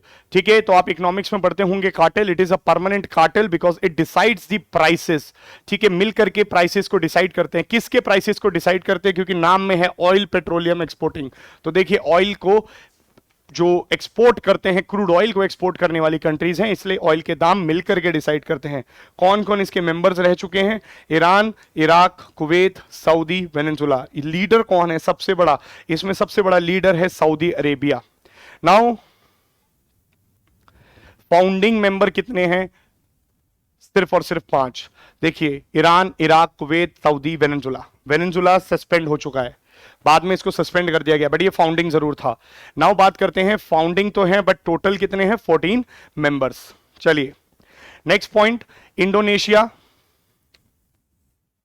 Sorry guys, Venezuela nahi, it was Indonesia that was suspended, I am sorry, Indonesia was suspended later on and Qatar withdrew the membership। तो Qatar खुद ही बाहर हो चुका था, तो प्लीज याद रखिएगा कि Venezuela but Indonesia suspended. Okay, now the topic is OPEC plus, because हाल ही में न्यूज में था कि ओपेक प्लस ने क्या किया था, ऑयल के जो एक्सपोर्ट्स हैं उसको कम कर दिया था। Even though Biden administration and the Biden, the president of the USA, wanted help from Saudi. Saudi और आप देखेंगे यूएसए के जो रिश्ते हैं उस पर थोड़ा सा कहीं ना कहीं टकराव आ चुका है, कहीं ना कहीं पीछे हट चुका है। सो इसलिए आपको एक चीज पता होनी चाहिए, ओपेक प्लस में कौन कौन मेंबर्स हैं। सो मुझे बताइए, क्या ईरान, रशिया, वेनेजुला, कौन कौन से मेंबर्स यहां पर मौजूद होंगे? नेक्स्ट ऑर्गेनाइजेशन, इसको हम लोग बोलते हैं BIMSTEC. Bay of Bengal initiative for multi sectoral technical and economic cooperation. So देखिए दिस इज बिम्स्टेक। बिम्स्टेक के अंदर मेंबर्स कौन कौन है याद कर लीजिए एक बार, इसी नाम से देखिए मैं आपको बता देता हूं, यहीं से क्लियर हो जाएगा आपको। B for Bangladesh, I for India, M for Myanmar, Sri Lanka, S for Sri Lanka, T for Thailand and E for economic cooperation. ठीक है, तो बिम्स्टेक के अंदर ये मेंबर्स हैं। बट अभी भी हम लोग एक चीज छोड़ रहे हैं, नेपाल और भूटान अलग से याद रख लेना, नेपाल और भूटान भी इसके मेंबर्स हैं। बट अगर मैं आपसे बोलता हूं who were the founding members, तो देखिए फाउंडिंग मेंबर्स के लिए आपको जानने के लिए यहां पर बस एक चीज समझनी है। इनिशियली इसको बोलते थे बिस्ट ईसी। बिस्ट ईसी मतलब Bangladesh, India, Sri Lanka, Thailand economic cooperation. उसी साल 1997 में ही म्यांमार भी ऐड होता है। ठीक है, और आपको देखने को मिलेगा ये ऑर्गेनाइजेशन बिम्स्टेक नहीं बनती है। बिम्स्टेक कब बनती है, देखिए बिम्स्टेक बनने के लिए नेपाल और भूटान भी ज्वाइन करेंगे। तो एक्चुअल में मैं अगर आपसे बोलता हूं यहां पर देखिए म्यांमार आ जाएगा। तो 1997 में बिम्स्टेक वैसे तो बन जाती है, बिम्स्टेक कॉइन अगर हम टर्म के रूप में पूछें, बट बिम्स्टेक के सारे मेंबर्स नहीं होते हैं। तो बिम्स्टेक में जो फाउंडिंग मेंबर्स हैं वो यही हैं। 1997 में जो थे वो ये सिर्फ और सिर्फ Bangladesh, India, Myanmar, Sri Lanka, Thailand ही थे। बाकी मेंबर्स कब ऐड हुए हैं, जैसे नेपाल और भूटान, नेपाल और भूटान 2004 में ऐड हुए हैं। 2004 में ये टोटल बनाते हैं बिम्स्टेक की, जो आज की प्रेजेंट ऑर्गेनाइजेशन है। अच्छा, अब आपसे यूपीएससी सवाल पूछेगा, बोलेगा जो फर्स्ट सबमिट थी बिम्स्टेक की वो कब हुई थी। फर्स्ट सबमिट बिम्स्टेक की हुई थी 2004 में। तो जी हां, 2004 में फर्स्ट सबमिट हुई थी बिम्स्टेक की। नेपाल और भूटान ने जब ज्वाइन किया था, मान लीजिए यूपीएससी घुमाना चाहेगा आपको, तो they can also ask you the first submit of the BIMSTEC took place since its inception 1997। तो गलत हो जाएगी, क्योंकि 1997 से 2004 तक कंप्लीट नहीं थे मेंबर्स। मेंबर्स कंप्लीट हुए हैं नेपाल और भूटान आने के बाद, और तब फर्स्ट सबमिट हुई है। टोटल सबमिट कितनी हुई है, 5। मान लीजिए यूपीएससी बोलेगा एवरी एनुअली दे मीट, गलत हो जाएगी बात, क्योंकि 2004 से लेके 2022 तक अभी 5 ही सबमिट हुई है। तो एवरी एनुअली या बाई एनुअली नहीं है, कुछ डिसाइडेड नहीं है कब करनी है इनको मीटिंग। नेक्स्ट बात करते हैं, बैंकॉक डिक्लेरेशन से बना। कौन से डिक्लेरेशन से बना है इसका फॉर्मेशन, बैंकॉक डिक्लेरेशन। कब आया बैंकॉक डिक्लेरेशन, 1997 में बैंकॉक डिक्लेरेशन आया है दोस्तों। अब आपसे यूपीएससी एक सवाल पूछेगा, कहेगा बैंकॉक डिक्लेरेशन वाज इन 1997। तो देखिए, consider the following statements with regard to BIMSTEC. First statement देगा BIMSTEC India is the founding member. जी हां, India was the founding member. Second बोलेगा BIMSTEC was established through Bangkok declaration of 1967। गलत हो जाएगी बात, 1967 का भी एक बैंकॉक डिक्लेरेशन है, 1997 का भी बैंकॉक डिक्लेरेशन है। 67 का बैंकॉक डिक्लेरेशन का फॉर्मेशन कौन सी ऑर्गेनाइजेशन से होता है, आसियान, एशियान, तो all south East Asian Nations, association of all south East Asian Nations. ये ऑर्गेनाइजेशन जो अभी हमने कवर करी थी, उसका फॉर्मेशन बैंकॉक डिक्लेरेशन ऑफ 67 से होता है। इसका डिक्लेरेशन बैंकॉक डिक्लेरेशन ऑफ 97 से होता है। टर्म एक है, कंफ्यूज कर सकता है यूपीएससी। तो एक बात याद रखना, यूपीएससी बहुत फेवरेट है यूपीएससी का, दो सिमिलर चीजों को आपस में कंबाइंड कर देना। तो आप ध्यान रखिएगा, very similar thing, IMF, world bank, काम एक है। अगर डिफरेंस नहीं पता है क्लियर कट, तो वो कंफ्यूज कर देता है। India yes founding member. अब बात करते हैं क्या क्या काम है। देखिए, रीजनल ट्रेड ऑर्गेनाइजेशन करीबन करीबन कितने सेक्टर्स में करता है, 15 सेक्टर्स में। सारे याद कर लोगे, नहीं कर पाओगे obviously, you can not remember, that is why you need to understand. एक बात यहां पर याद रखना, almost in all area,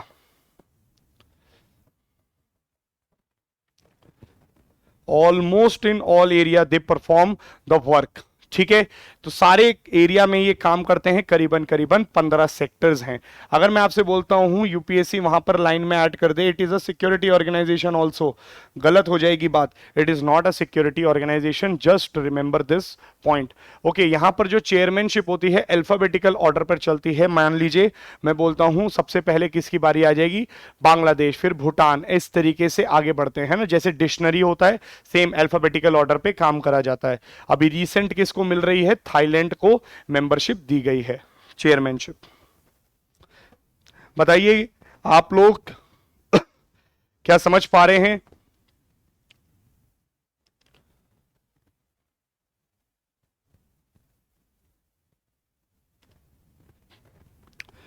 are you guys with me? आपको क्या क्लियर हो रहा है किस तरीके से यूपीएससी क्वेश्चन पूछ सकता है, कैसे कैसे क्वेश्चंस पूछ सकता है? तो देखिए ये इंपॉर्टेंट बन जाते हैं यूपीएससी के लिए। कई सारी ऑर्गेनाइजेशन है, बस समय के कॉन्स्टेंट की वजह से हम लोग नहीं कर पा रहे। But if you guys want a particular series on the international organisations, international relations, please let us know. हम लोग Chahal academy will come up with all those series very सून।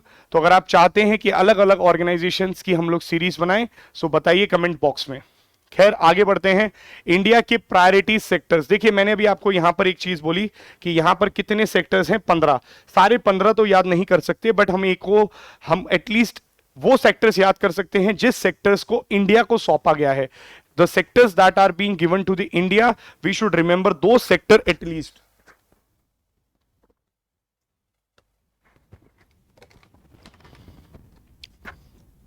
चलिए, इंडिया को कौन कौन से सेक्टर्स सौंपे गए हैं, इसको याद करने के लिए आपको एक चीज याद रखनी है, बस टी क्यूब। टी क्यूब कैसे? देखिए, टूरिज्म भारत को दिया गया है, टेररिज्म भारत को सौंपा गया है, मतलब टेररिज्म का जो सेक्टर है जिस पर सब मिलकर के टेररिज्म को कम करने की बातें करेंगे, क्योंकि भारत हमेशा से आगे बढ़ता रहा है। जैसे याद करिए 1996 का CCIT comprehensive convention on international terrorism जो बोलता है एक डेफिनेशन होनी चाहिए इंटरनेशनल टेररिस्ट की। हमेशा भारत आगे बढ़ करके बात बोलता है, there is nothing like good terrorist और बैड टेररिस्ट। हम लोग सबसे ज्यादा भुक्तभोगी हैं टेररिज्म के, इसलिए हमें ही ये सौंपा गया भी है। टूरिज्म में भी हम लोग काफी आगे हैं। और थर्ड इज ट्रांसपोर्ट। फोर्थ, देखिए T3 तो हो ही गया। चौथा कौन सा सेक्टर है जो भारत को सौंपा गया है? Disaster management. तो डिजास्टर मैनेजमेंट भी इंडिया को सौंपा गया है। नेक्स्ट पॉइंट जो आपको याद रखना है, BFTA, that is BIMSTEC free trade area agreement. एक बिम्स्टेक का अपना भी FTA है जिसको BFTA बोलते हैं। नेक्स्ट आपको जो चीज पता होनी चाहिए, पेनेक्स एक्सरसाइज। देखिए बिम्स्टेक कंट्रीज ने आपस में एक मिलिट्री एक्सरसाइज करी थी, डिजास्टर से रिलेटेड एक एक्सरसाइज करी थी, बिकॉज डिजास्टर रिलेटेड भी एक्सरसाइज है, मिलिट्री रिलेटेड भी एक्सरसाइज है, उसको बोला गया था पेनेक्स। ठीक है, यूपीएससी मैच दी फॉलोइंग में पेनेक्स पूछ सकता है। आगे बढ़ते हैं। SAARC, South Asian association regional cooperation. तो देखिए South Asia association, South Asia के अंदर जो एसोसिएशन है उसका एक रीजनल कॉपरेशन वो है। और इसके अंदर कितने मेंबर्स हैं? 8 मेंबर्स हैं। 8 मेंबर्स में कौन कौन है? अंडरलाइन कर लीजिएगा अफगानिस्तान को, बाकी सब फाउंडिंग मेंबर्स हैं। ये जितने भी हैं सब फाउंडिंग मेंबर्स हैं। Afghanistan later on joint.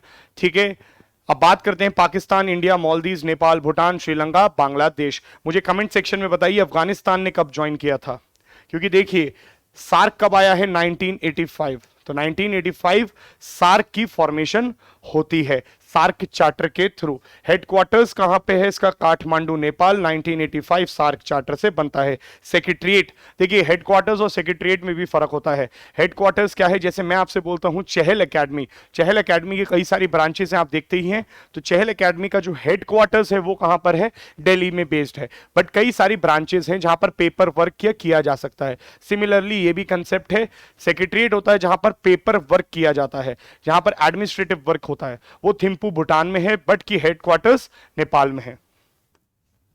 चलिए अब बात करते हैं observer status. Now what is observer status? For example आप ऐसा समझ लीजिए क्लास चल रही है, क्लास में आप अटेंड करते हैं क्लास, और इस क्लास को अटेंड करते वक्त, क्योंकि आप यहां पे मेंबर्स हैं, आपकी बात सुनी जाएगी, परंतु for example there is one person who is standing and listening to my lecture, क्या मैं उसको अंदर बुलाऊंगा? बिल्कुल ऑब्वियसली आ जाइए, ज्ञान ले लीजिए, बैठ जाइए, पढ़ लीजिए, बट एक बात समझिए, when I will understand, या मैं आपसे कल कोई चीज पूछूंगा, मान लीजिए मैं पूछता हूं कल की ऑफ रखना है कि नहीं रखना है, whether it will be holiday tomorrow or not, I'll not take, I'll not take suggestions from them, even though they can participate, वो बोल सकते हैं कुछ भी, बट क्या मेरे को उनकी सुननी चाहिए? नहीं, because he is not a member, he is observer. वो सिर्फ आकर के बैठ करके लेक्चर देख सकते हैं, बोल सकते हैं, अपनी बात को रख सकते हैं, डिस्कशंस को सुन सकते हैं, बट एक चीज याद रखिएगा, ऑब्जर्वर स्टेटस कभी भी वोटिंग राइट्स नहीं रखता है। तो अगर मैं उनसे पूछता हूं बताइए कौन कौन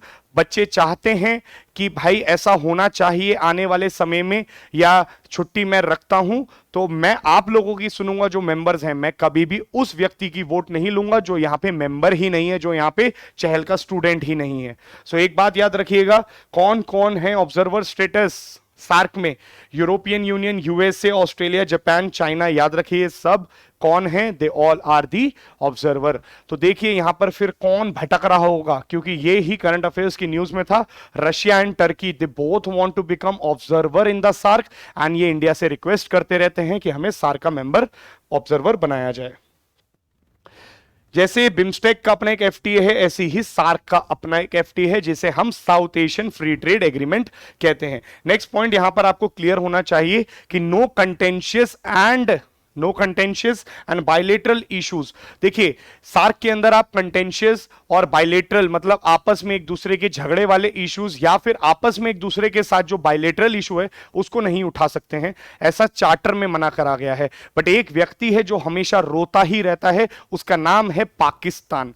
पाकिस्तान जब जब इस मीटिंग में बैठता था, क्योंकि Pakistan was also a member, हमेशा आकर के कश्मीर का रोना गाता रहता था। तो ये तो वैसे ही खिलाफ है, क्यों? क्योंकि यहां पर मना कर रखा है। चलिए, it is inter governmental, not an NGO. ये रीजनल ट्रेड ऑर्गेनाइजेशन है, एक रीजन की है। कौन से रीजन की है? साउथ एशिया के रीजन की है। एक ट्रेड ऑर्गेनाइजेशन है, ओवरऑल डेवलपमेंट पे काम करने के फोकस करती है, कल्चर्स पे they want to focus on education, they want to focus on the standards, they want to focus on the development, holistic development पे फोकस करा जाता है। बट एक बात और याद रखिएगा, यहां पर जो डिसीजन लिए जाते हैं, अब बताइए जी भैया, now you guys must analyse, India is a founding member, तो यहां पर कैसे डिसीजंस लिए जाएंगे? वोटिंग पे, जो पैसा जितना लाता है उस पर नहीं। हम भारतीयों की ये अप्रोच कभी भी नहीं थी, ना आने वाले समय में कभी होने वाली है। हम कभी भी किसी को किसी के पैसे से नहीं तोलते हैं। देखिए सच्चाई अलग होती है, बट फिर कोई बात नहीं, बात समझनी है, इंटरनेशनल एरिना में तो नहीं तोलते हैं, एटलीस्ट कंसेंसस बेस्ड होता है। कंसेंसस बेस्ड मतलब everybody should say yes, either one of the, even if one of the member says no, nothing can pass. Unanimous decision making यहां पर बोली गई है, मेजॉरिटी नहीं है, कंसेंसस है। साउथ एशियन यूनिवर्सिटी भी है दिल्ली के अंदर, वो भी सार्क की ही है। सार्क का एक अपना आर्बिट्रेशन काउंसिल है, 2008 में बनाया गया था। ये काउंसिल का पर्पस क्या होता है कि आप जाकर के अपने डिस्प्यूट्स को रिजॉल्व करा लीजिए।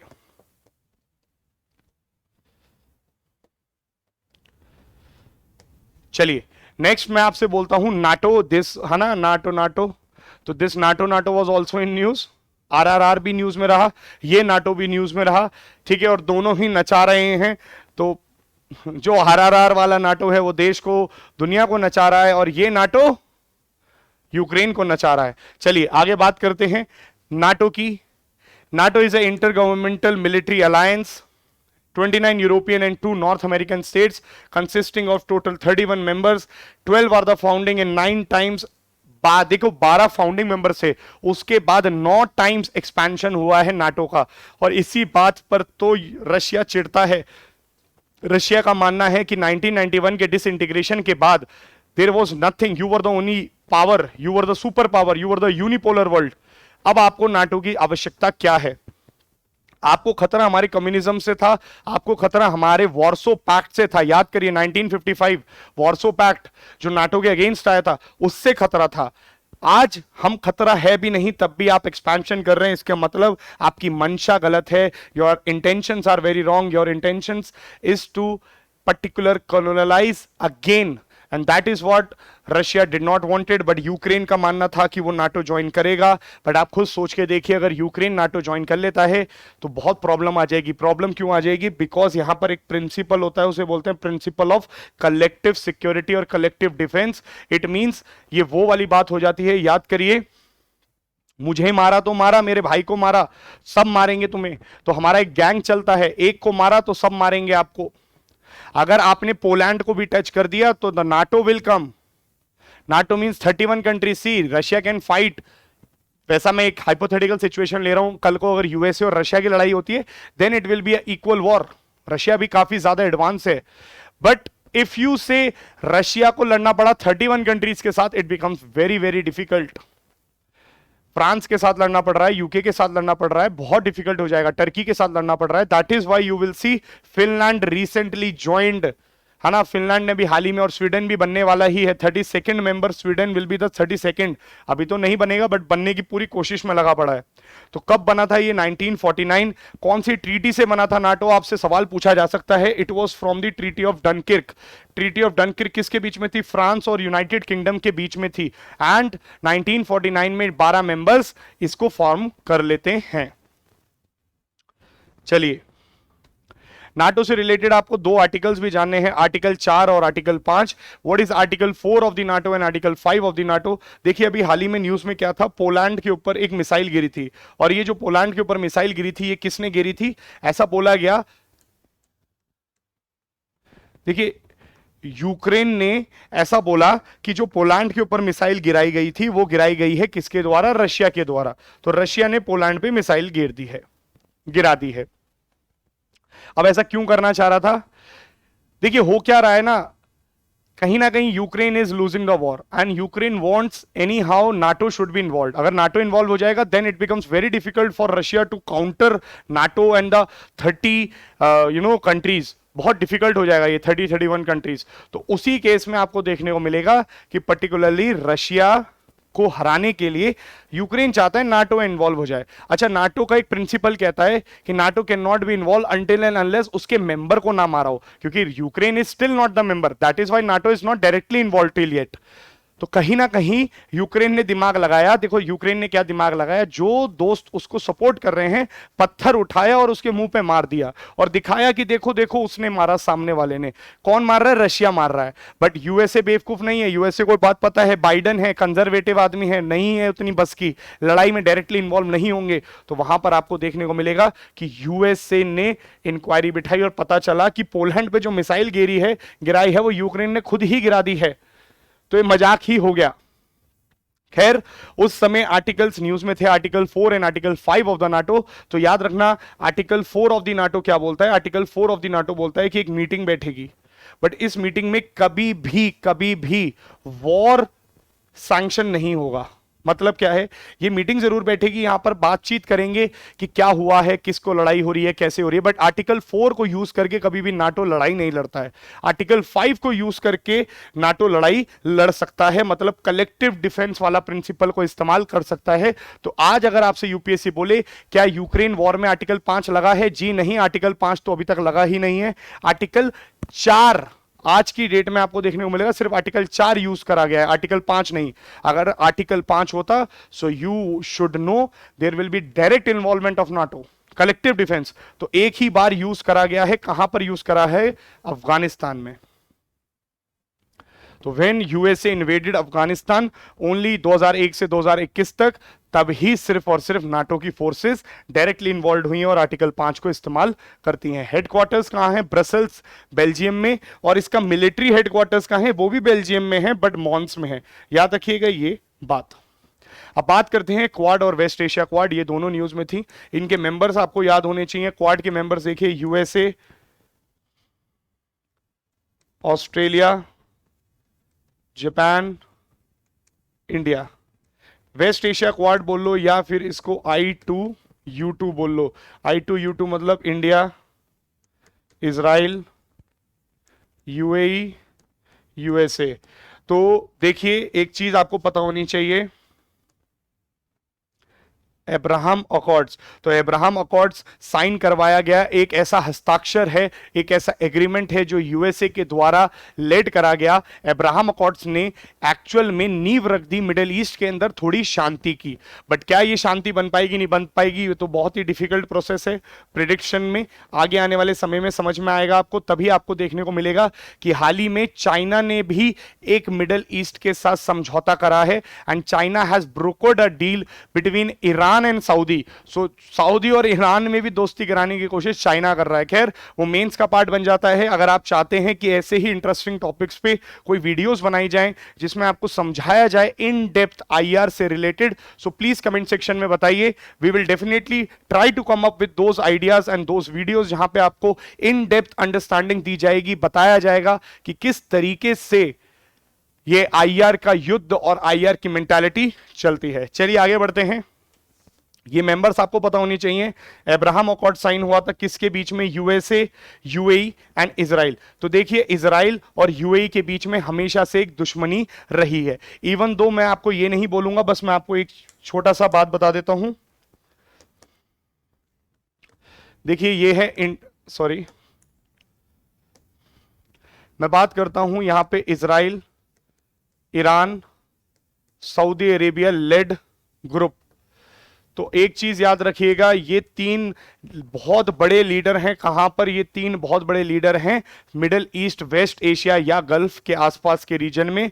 तो इन तीनों में आपको देखना पड़ेगा क्या है। अगर मैं बोलता हूं इजराइल की ईरान से बनती है, जी नहीं। क्यों? Jews and Muslims. Iran and Saudi Arabia की क्यों नहीं बनती है? ईरान एंड सऊदी अरेबिया की इसलिए नहीं बनती है, शिया सुन्नी के बीच की एक फाइट, सेक्ट के अंदर ही फाइट है। और क्या आपस में इन लोगों की बनती है? नहीं बनती। तीनों की आपस में there is a very big conflict between all the three members. बात करते हैं यूएसए की। यूएसए का फ्रेंड है इजराइल, यूएसए का फ्रेंड है सऊदी, बट ईरान के साथ it is very very negative. India की बात करते हैं, India is very good with Israel, India is good with Iran and India is good with Saudi again.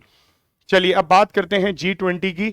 Another UPSC से related G20 में कुछ भी आ सकता है। सबसे पहले कुछ बात कर लेते हैं अपने घर की, because India is the current chair. जब करंट चेयर है तो अगला चेयर कौन है, ये मेरे को कमेंट सेक्शन में बताइए। फटाफट से बताइए कमेंट सेक्शन में कि अगला चेयर कौन होने वाला है। Who will be the next chair? One earth, one family, one future, वसुदेव कुटुंबकम। तो very very important. G20 members कितने हैं G20 के अंदर? There are 19 countries plus European Union. एक बात याद रखिएगा, यहां पर अफ्रीका से कितनी कंट्रीज हैं? ठीक है, देखिए एक बार हम इसमें भी देख लेते हैं।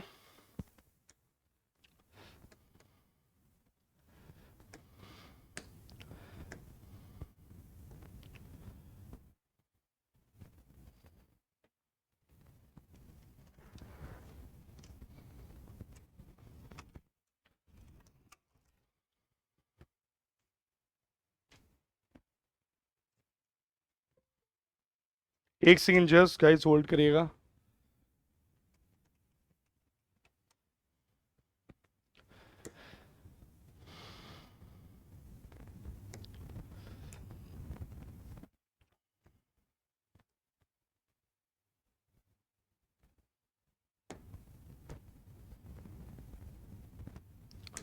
हाँ जी, देखिए G20 के मेंबर्स, अगर मैं आपसे बोलता हूं G20 के मेंबर्स को याद करने का क्या तरीका है, बिकॉज G20 से रिलेटेड क्वेश्चन भी आ चुका है पास्ट में। तो अगर आपसे पूछा जाता है, देखो यहां पे आप सबसे पहले याद क्या करो, obviously India is a member, China is a member, Japan is a member, south Korea is a member. अगर मैं आपसे बोलता हूं पूरे के पूरे साउथ ईस्ट एशिया में देखो तो only Indonesia is a member. एक पॉइंट याद रखना बस, साउथ ईस्ट एशिया में कोई भी कंट्री नहीं है एक्सेप्ट इंडोनेशिया। इसी से रिलेटेड मैं आपको एक क्वेश्चन भी सॉल्व कराने की कोशिश करता हूं, देखिए।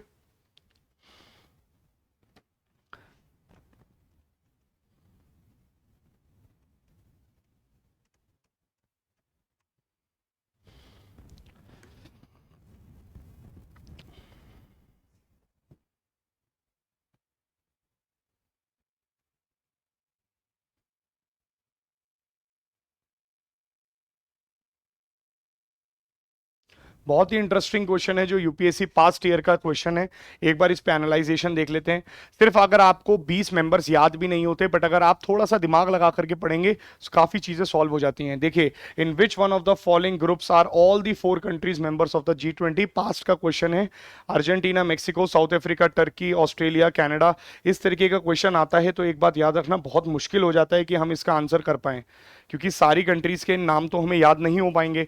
बट अगर हमें सिर्फ एक चीज पता है, क्या पता है, कि सिर्फ और सिर्फ साउथ ईस्ट एशिया में इंडोनेशिया ही है, बाकी कुछ नहीं पता, तब भी आप इस क्वेश्चन को सॉल्व कर सकते थे। देखिए for example, Argentina, Mexico, South Africa, Turkey मुझे नहीं पता, सेकंड ऑप्शन पढ़िए, Australia, Canada. South East Asia में तो सिर्फ इंडोनेशिया है, this is wrong. Brazil, Iran, Saudi Arabia, अरे Vietnam, this is also wrong, क्योंकि वियतनाम तो हो ही नहीं सकता। इंडोनेशिया ठीक है, वेरी गुड, इंडोनेशिया तो है। जापान और सिंगापुर, सिंगापुर 2 कंट्री तो है ही नहीं, तो आंसर इज ए ओनली। देखिए सिर्फ और सिर्फ इस टेक्निक से भी आप आंसर निकाल सकते थे। खैर आगे बात करते हैं, और कौन सी चीज है आपको जो याद रखनी है। देखिए पूरे के पूरे अफ्रीका में सिर्फ साउथ अफ्रीका मेंबर है, तो अब इंडोनेशिया के अलावा साउथ अफ्रीका याद रखिएगा। पूरे के पूरे इसमें आप देखिए यहां पर तो तीनों कंट्रीज हैं, USA, Canada, Mexico. South America में सिर्फ ब्राजील, अर्जेंटीना है। अगर आपको इतना भी याद रहेगा तो क्वेश्चन आप निकाल लेंगे। चलिए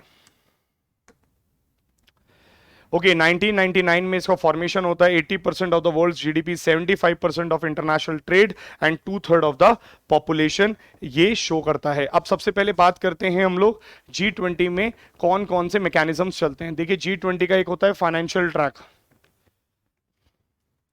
फाइनेंशियल ट्रैक में कौन बैठते हैं, वहां पे गवर्नर्स, सेंट्रल बैंक के गवर्नर्स एंड फाइनेंस मिनिस्टर, ये इसको अटेंड करते हैं।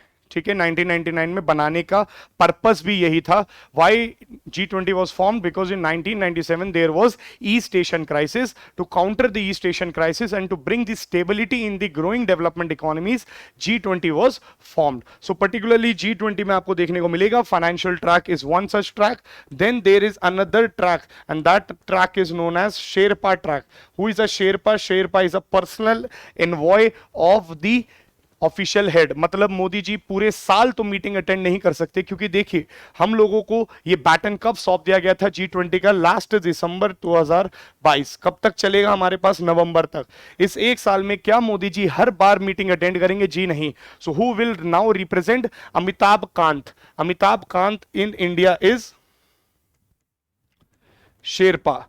ठीक है, याद रखिएगा Amitabh Kant particularly. So he is the sherpa who will represent Modi ji in all the meetings. And the third is summit level meeting. एक बात और याद रखिएगा, कई लोग ये बात बताते ही नहीं है कि समिट लेवल भी एक ट्रैक है।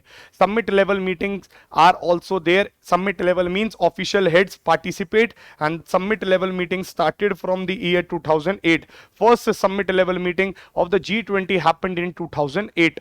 और देखिए मोदी जी जाएंगे, सो प्रोसेस क्या होता है, मोदी जी कहां गए थे? इंडोनेशिया। इससे पहले किसके पास थी ये प्रेसिडेंसी? इंडोनेशिया। इंडोनेशिया जाकर के मोदी जी को वो ऑर्डर वाला जो छोटा सा हथौड़ा होता है वो सौंप दिया गया था। एंड दैट पर्टिकुलर जो ट्रॉफी थी या जो भी था, उससे यह घोषित हो गया कि India will now become the president. But आप देखिए किसको सौंपा था? मोदी जी को सौंपा था। इसका मतलब ऑफिशियल हेड तो बैठता है G20 में, बट वो मीटिंग लास्ट में होगी। अब होगा क्या, साल भर पूरी मीटिंग चलेगी, अलग अलग उस पर, जैसे कल्चरल मीटिंग हमारी कहां हो रही है? खजुराहो हो रही है। अलग अलग मीटिंग्स हैं, पुणे में हो रही है, महाराष्ट्र में हो रही है ना, अलग अलग जगहों पर मीटिंग हो रही है, राजस्थान में हो रही है। And now finally in November the meeting will be overed, और फिर अगेन द नेक्स्ट पर्सन जो भी डिसाइडेड है, आप मेरे को कमेंट सेक्शन में बताइए कौन डिसाइडेड है, ये आपको पता होना चाहिए ट्रॉयका क्या है। तो कौन नेक्स्ट पर्सन है जिसको दिया जाने वाला है मोदी जी के द्वारा। But third summit level meeting जरूर होती है। फिर एक वर्ड यहां पे आपको पता होना चाहिए, ट्रॉयका। ट्रॉयका क्या होता है? ट्रॉयका क्या है? देखिए फॉर एग्जाम्पल अभी करंट चेयरमैन कौन है? करंट चेयर है इंडिया। इंडिया से पहले कौन था उसे बताया जाता है ट्रॉयका के अंदर। ट्रॉयका मींस 3 चीजें बता दी जाती हैं जैसे ही बैटन शिफ्ट होता है। मतलब जैसे ही वो ट्रॉफी दे दी जाती है, वो हथौड़ा दे दिया जाता है, तो उस समय बता दिया जाता है किससे दिया जा रहा है, किसको दिया जा रहा है। मतलब करंट चेयरपर्सन कौन है, प्रीवियस कौन है, और उसमें यह भी बता देते हैं कि आफ्टर दिस कौन है? तो देखो, अगर मैं आपसे बोलता हूं ट्रॉयका रिलीज होगा क्या नवंबर 2023 में? जी हां, नवंबर 2023 में एक और ट्रॉयका रिलीज होगा, और इस ट्रॉयका में हम लोग प्रीवियस बन जाएंगे, जिसको हम सौंपेंगे वो करंट बन जाएगा, और अगला भी डिसाइड कर लिया जाएगा। अब आपसे सवाल पूछा जाएगा, how does the G20 decides the presidency? G20 presidency कैसे डिसाइड करता है? G20 का कोई मैकेनिज्म नहीं है प्रेसिडेंसी डिसाइड करने का। It is through discussions, through bilateral and the multilateral discussions. तो आपस में मिलकर के बैठ करके डिसाइड करते हैं who will be the next chairperson, याद रखिएगा। Okay, does it have a permanent headquarters? No, no permanent headquarters, no constitution, nothing, no secretariat, कुछ नहीं है G20 का, ठीक है, याद रखिएगा। Now next is G7 और G8. G7 और G8 is an intergovernmental meeting. कौन कौन इसके मेंबर्स हैं? Canada, France, Germany, Italy, Japan, UK, USA. अच्छा, मैंने इसको बोला है G7 या G8। तो देखो, इसको पहले G8 के नाम से जाना जाता था। G8 why? Because Russia was also a member in the G7, but the point is now it is no longer a member after 2014 when it annexed Crimea. Crimea is a part of your Ukraine. तो जब Ukraine के Crimea पर annexation कर लिया गया था by the Russia, तो इसको G8 से सस्पेंड कर दिया गया और इसका नाम G7 बना दिया गया। सो हाल ही में अब इसको हम बोलते हैं G7, बट पहले G8 भी था, और यूरोपियन यूनियन इसका एक और इनफॉर्मल मेंबर बन जाता है। क्या रिप्रेजेंट करता है? 30 to 45% of the global GDP, 10% of the world's population. चलिए नाउ बात करते हैं FATF की। अच्छा, G7 का याद रखिएगा, why it was in news, the price cap of $60 billion, sorry $60 पर बैरल, ठीक है, प्राइस कैप इशू किया गया था, और भारत ने उस प्राइस कैप को नहीं माना। Why India was not favour in the price cap? Because हम अपने रशिया से संबंध नहीं खराब करना चाह रहे थे, एंड रशिया ने हम लोगों को $48 पर ही तेल दे दिया। सो आई होप आप ये पढ़ चुके होंगे प्राइस कैप।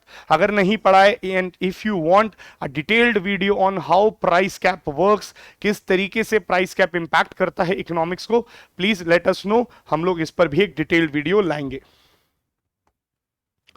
चलिए अब बात करते हैं financial action task force. Financial action task force was also in news. Why? Because Pakistan को ग्रे लिस्ट से निकाल दिया गया है by the USA, hence it becomes important. तो देखिए, पाकिस्तान को ग्रे लिस्ट से निकालने का मतलब, इससे रिलेटेड फैक्ट्स पूछे जा सकते हैं बाय द करंट अफेयर्स में यूपीएससी के द्वारा। सो कब आया FATF? 1989। It is an initiative of G7 countries. It is a initiative by the G7. किससे संबंधित है? मनी लॉन्ड्रिंग से संबंधित है, मतलब money laundering and terrorist financing, इस पर काम करता है। तभी देखिए आप, टेररिज्म का नाम आए और पाकिस्तान ना आए, ऐसा हो नहीं सकता। दोनों एक दूसरे के बिल्कुल पर्यायवाची बन चुके हैं, है ना, synonyms of each other. So money laundering, obviously money laundering भी करते ही हैं। देखिए, टेररिस्ट फाइनेंसिंग या टेररिज्म को रोकने के लिए you also need to know the money laundering basics.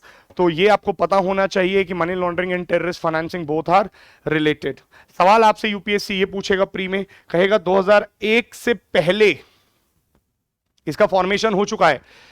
FATF का फॉर्मेशन तो 1989 में ही हो चुका है। अब आपसे यूपीएससी बोलेगा कि 1989 से मनी लॉन्ड्रिंग और टेररिस्ट फाइनेंसिंग पर काम करता आ रहा है FATF, then the statement is really wrong, it is incorrect. Why? Because till 2001 only initiative या only objective of FATF was money laundering. After 2001 onwards scope of terrorism was added. अब मुझे comment section में बताओ 2001 में ऐसा क्या हुआ होगा?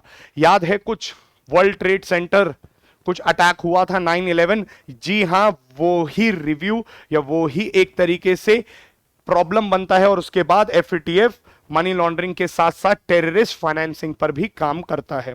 बात करते हैं हम लोग FATF करता क्या है। देखिए, FATF ने कुछ पैरामीटर्स बना रखे हैं, और उन पैरामीटर्स पर अगर सारी कंट्रीज सही होती है तो उसको बाहर रख दिया जाता है उस रिव्यू में, नहीं तो उसको कुछ लिस्ट में डाला जाता है। एक होती है ग्रे लिस्ट, एक होती है ब्लैक लिस्ट। आप एग्जाम्पल के रूप में समझिए कि एक ऐसे शीट है, शीट के अंदर कुछ कॉलम्स बना रखे हैं।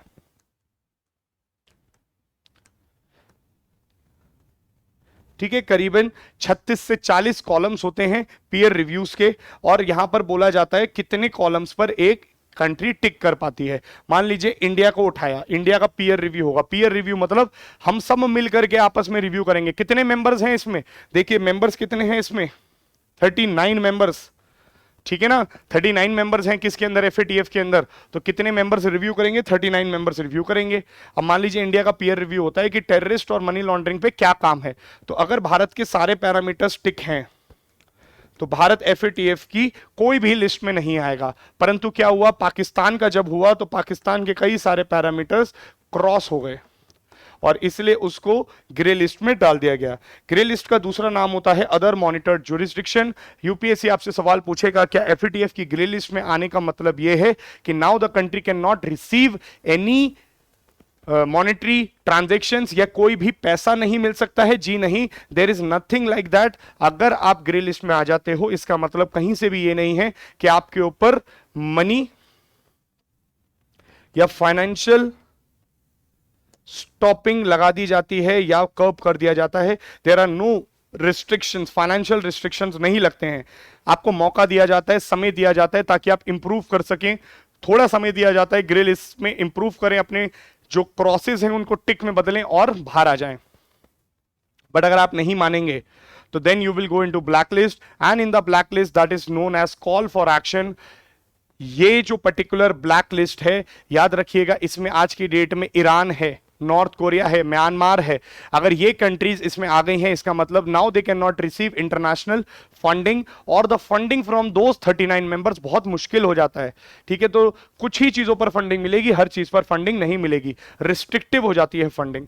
अच्छा, अगर आपसे सवाल पूछा जाता है ग्रे लिस्ट और ब्लैक लिस्ट में कि कब से मेंटेन करा जाता है ब्लैक लिस्ट को, so black list is maintained since year 2000। उससे पहले तो ब्लैक लिस्ट मेंटेन ही नहीं होती थी। मतलब अगर यूपीएससी बोलता है सिर्फ और सिर्फ ग्रे लिस्ट ही मेंटेन थी 1989 से, जी हां, 1989 से 2000 तक सिर्फ ग्रे लिस्ट थी। ग्रे लिस्ट के साथ ब्लैक लिस्ट ऐड हुई है 2000 में।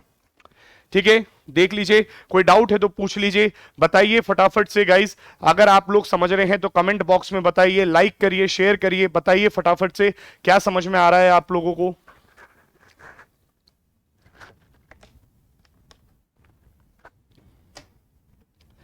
चलिए आगे बढ़ते हैं हम लोग। G77, देखिए ये भी एक ग्रुप है जो न्यूज में था। G77 कितनी कंट्रीज हैं, 134 डेवलपिंग कंट्रीज हैं। यहां पर एक बात याद रखिएगा, कितनी कंट्रीज, 134। तो नाम 77 क्यों है, क्योंकि 77 फाउंडिंग थी। मान लो आज अगर आपसे यूपीएससी पूछ ले, कहे G77 में सिर्फ और सिर्फ 77 नेशंस हैं, गलत हो जाएगी बात। 134 नेशन हैं, हेडक्वार्टर्स इन जेनीवा। ठीक है, आज की डेट में जो मेंबरशिप है वो क्यूबा ने सौंप रखी है, क्यूबा को दे दी गई है। कब बना था, 1964 के UNCTAD की कॉन्फ्रेंस में, United nation conference on trade and development. Conference trade और डेवलपमेंट की हो रही थी 64 में, उसी कॉन्फ्रेंस की साइडलाइंस में ये भी बन गया था। 1967 को एल्जीयर्स में इसकी फर्स्ट मेजर मीटिंग हुई थी। अच्छा, G24 एक और चैप्टर है G77 के अंदर ही। 1971 में G24 इस्टेब्लिश हुआ था, ये G77 का ही एक अंग है, उसी में बना है। G77 के अंदर जो G24 है वो क्या है, इंटरनेशनल मॉनेटरी डेवलपमेंट को चेक करने के लिए। अगर मैं आपसे बोलता हूं G24 के अंदर कौन कौन नेशंस हैं, सारे नेशन G77 का भी पार्ट हैं, गलत हो जाएगा, एक्सेप्ट मैक्सिको। मैक्सिको के अलावा सारे नेशन जो G24 के हैं वो G77 में भी मेंबर हैं। अब इसमें एक खासियत आपको याद रखनी है, G77 में कई जगहों पर आपको चाइना दिखेगा मेंबर। चाइना क्या इसका मेंबर है, यस और नो? जी नहीं, चाइना खुद मेंबर नहीं मानता है G77 का। चाइना कहता है कि मैं G77 का मेंबर नहीं हूं। बट अगर आपसे यूपीएससी स्टेटमेंट पूछता है कि which of the following countries participate, word याद रखना, participate in G77, then it is China. China participate करता है G77 में, बट G77 में मेंबर नहीं मानता है, तो हम भी नहीं मानेंगे। बात करते हैं ओआईसी की, ऑर्गेनाइजेशन फॉर इस्लामिक कॉन्फ्रेंस, जिसको आज की डेट में इस्लामिक कॉपरेशन के नाम से जानते हैं। कब बना था? 1969, एनफोर्स हुआ था 1972। कितने नेशन हैं? 57 कंट्रीज। याद करने हैं? जी नहीं, 48 मुस्लिम मेजॉरिटी नेशंस हैं। तो अगर आपसे यूपीएससी बोलता है ऑर्गेनाइजेशन फॉर इस्लामिक कॉन्फ्रेंस या कॉपरेशन में मेंबर बनने के लिए मुस्लिम मेजॉरिटी नेशन होना आवश्यक है, तो गलत हो जाएगा। तो यहां पे याद रखना, ये क्या है? कलेक्टिव वॉइस है मुस्लिम वर्ल्ड की। कब बना था? देखिए 1969 में बना था, तो 1967 में आपको देखने को मिलेगा क्या हो रहा था। एक तरीके से जेरूसलम में एक लड़ाई चल रही थी। आप जब पढ़ेंगे इजराइल पैलेस्टीन का कॉन्फ्लिक्ट, तो वहां पे भी पढ़ेंगे और देखेंगे कि वहां पर कहीं ना कहीं लड़ाई में एक तरीके से मुस्लिम की आवाजों को दबा दिया गया था। उसलिए ही सऊदी ने सोचा कि मुस्लिम की आवाज को बुलंद करने के लिए हम लोगों को क्या लेकर के आना पड़ेगा? ओआईसी। इसका हेडक्वार्टर्स है जेड्डा, सऊदी अरेबिया। कौन मेंबर है वो याद कर लो जो स्पेशल हैं, जैसे ईरान। ईरान और सऊदी की कभी बनती नहीं है। सऊदी, अभी मैंने आपको बताया था, Saudi Arabia and Iran are both Shia Sunni, right, but still they both are members in OIC. Iraq भी इसमें मेंबर है, पैलेस्टीन भी इसमें मेंबर है। 2022 में इस्लामाबाद पाकिस्तान में इसकी मीटिंग हुई है, तो इसका मतलब पाकिस्तान भी इसका मेंबर है। अच्छा, पाकिस्तान इसका मेंबर है, और क्यों इसके मेंबर है? और आप देखेंगे अभी जैसे न्यूज में भी था कि कश्मीर के अंदर पीओके में पर्टिकुलरली आपको देखने को मिलेगा कि वहां के जो ओआईसी के सेक्रेटरी जनरल है वो आए थे। तो भाई आप वो क्यों आए थे? पाकिस्तान के कहने पर। समय समय पर ओआईसी कुछ ना कुछ बोलता रहता है पाकिस्तान से रिलेटेड। क्यों बोलता, सॉरी, कश्मीर से रिलेटेड। वो इसलिए बोलता रहता है क्योंकि कहीं ना कहीं आपको देखने को मिलेगा ओआईसी के अंदर सबसे इन्फ्लुएंशियल जो ऑर्गेनाइजेशन कंट्री है वो पाकिस्तान है। क्यों इन्फ्लुएंशियल है? क्योंकि एकमात्र एक ऐसी कंट्री है मुस्लिम वर्ल्ड की जिसके पास न्यूक्लियर वेपन है। इसलिए सऊदी वऊदी सबको सुनना पड़ता है, परंतु वो मोदी जी को कॉल करके बोल देते हैं, फोन कर मिला के बोल देते, कहते हैं मोदी जी हमारे मुंह से निकल गई थी, हम ऐसा कुछ बोलना नहीं चाहते थे, है ना। तो हम बोल देते हैं कश्मीर कश्मीर, बट हम पाकिस्तान के चक्कर में बोलते हैं। वो बुड़वक को समझ में ही नहीं आता है, इस वजह से बोल देते हैं, बाकी ऐसा कुछ नहीं था। ठीक है, चलिए नेक्स्ट, इप्सा। इप्सा क्या है? कौन कौन है इसमें? India, Brazil, south Africa, these 3 countries. ये क्या है? एक डायलॉग फोरम है। डायलॉग फोरम मतलब इनफॉर्मल ग्रुप है, बातचीत करने का एक रास्ता है। ब्राजीलिया डिक्लेरेशन ऑफ 2003 से निकला है। South South cooperation, South South cooperation क्यों? देखिए आपको एक चीज देखने को मिलेगी, ये है, आपको पता ही होगा, नॉर्थ, ये है साउथ। आज मुझे आप एक चीज बताइए, सारी डेवलप्ड कंट्रीज कहां पर है? सब नॉर्थ में क्यों मौजूद हैं? इसके पीछे ज्योग्राफिकल रीजन है क्या? ऑब्वियसली ज्योग्राफिकल रीजन तो है ही है, परंतु इसके पीछे कहीं ना कहीं एक साजिश भी है। सारी कंट्रीज ऊपर हैं, साउथ के बारे में कोई सोचता ही नहीं है। आपसे पूछा जाए, देखो यूएनएससी के अंदर परमानेंट 5 कहां हैं? चाहे आप देखो यूके हो, देखिए UK, US, France, Russia, China, सब वही हैं, करेक्ट। तो पॉइंट समझ में आ रहा है आपको? इसलिए तो भारत ने G20 में ग्लोबल साउथ समिट रखी, साउथ साउथ कॉपरेशन के लिए ही तो इप्सा भी है, South South cooperation. Last meeting 2017 में साउथ अफ्रीका में हुई थी।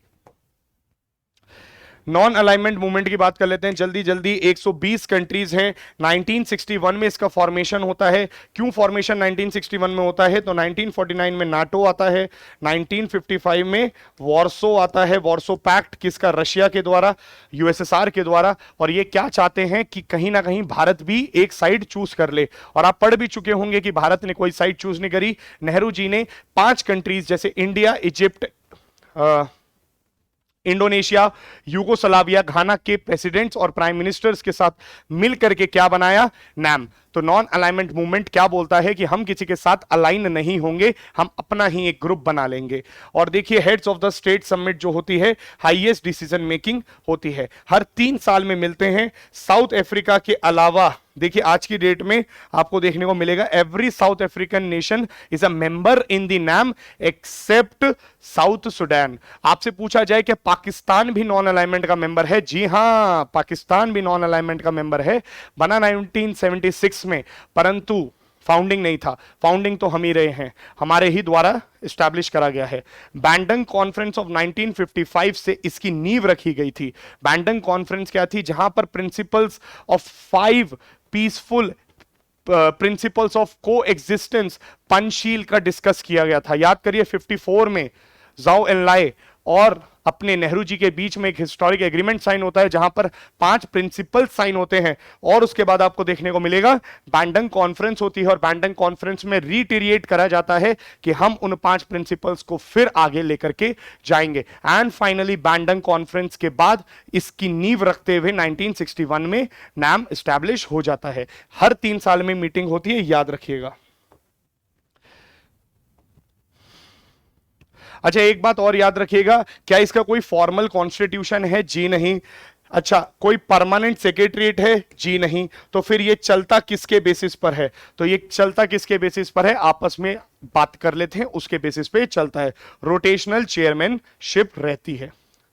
चलिए, गल्फ कॉपरेशन काउंसिल, ये भी न्यूज में था। गल्फ कॉपरेशन जल्दी जल्दी देखते हैं। आई गेस हम लोगों के पास सिर्फ और सिर्फ अब 10 मिनट हैं।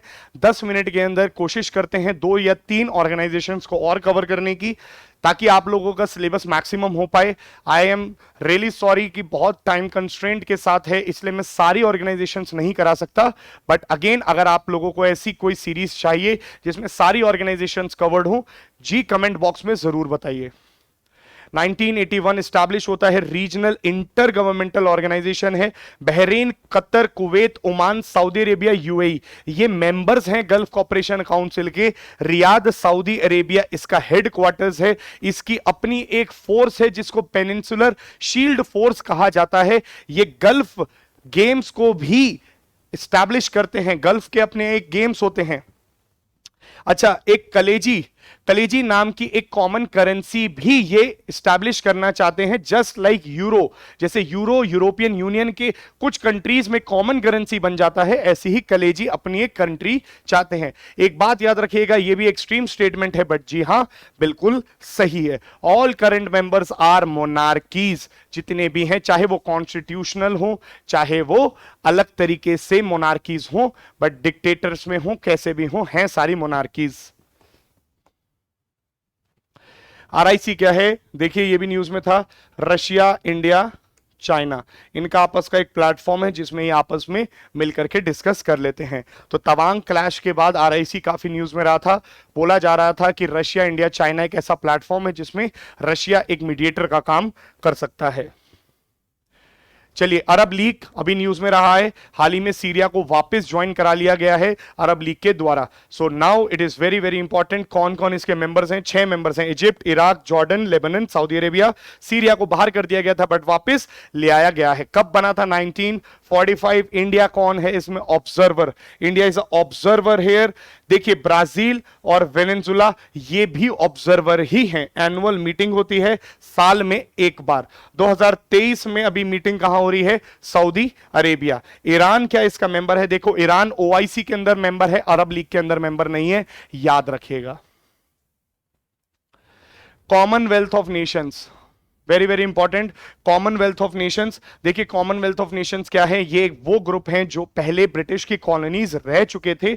ये क्या है ना, जाते जाते लोगों को अपना व्हाट्सएप ग्रुप बनाना होता है, तो ब्रिटिश छोड़ के जा रहे थे, उन्हें समझ में आ गया था कि हम सुपर पावर तो नहीं रहे हैं, तो कहीं ना कहीं उनको क्या था, एक ग्रुप बनाते हुए जाएं ताकि फ्रेंड्स फॉर एवर लिख के मैसेज वैसेज पे बात करते रहें। तो उन्होंने एक कॉमनवेल्थ ऑफ नेशंस करके ग्रुप बना लिया, और ये कॉमनवेल्थ ऑफ गेम्स जो होते हैं इसी का एक प्रतीक है। It is actually what it signifies, Commonwealth of Nations unity.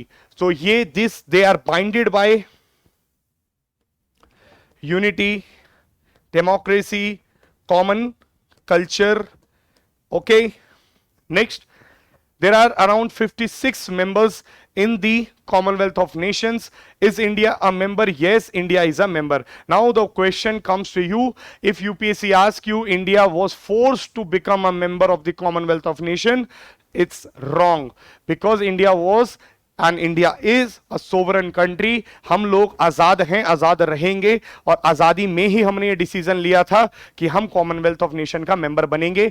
But अगर हम कॉमनवेल्थ ऑफ नेशन का मेंबर हैं, इसका मतलब कहीं से भी यह साबित नहीं होता है कि हम ब्रिटिश के गुलाम हैं या कभी हम पर ब्रिटिश वापस से हुकूमत कर सकता है। They can not come, it is our sovereign right. हम जान करके, खुद से समझ करके यहां पे कोई भी ज्वाइन कर सकता है। देखिए, anybody can join, there is no secretariat, no constitution. फिर ये काम कैसे करता है? इसका एक कॉमनवेल्थ ऑफ चार्टर है जो 2013 में एस्टैब्लिश करा गया था। क्या सिर्फ और सिर्फ ब्रिटिश की कॉलोनीज इसका मेंबर बन सकते हैं? जी नहीं, ब्रिटिश की कॉलोनीज ही नहीं, कोई भी मेंबर बन सकता है। मींस नॉन ब्रिटिश कॉलोनी भी बन सकते हैं, इवन नॉन ब्रिटिश कॉलोनी भी इसका मेंबर बन सकते हैं। Who is the head? British monarch. तो अभी अंकल जी बने हैं हाल ही में, आप जानते हैं, है ना, राज्याभिषेक हुआ है उनका। So he is the head of the British Commonwealth of Nations.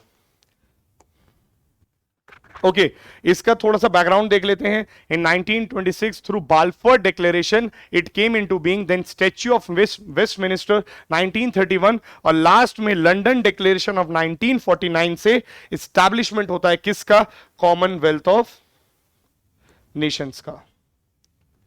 क्योंकि याद रखिएगा, बाल्फोर डिक्लेरेशन 1926 से क्या बना था? कॉमनवेल्थ ऑफ, या Britain Commonwealth of Nations,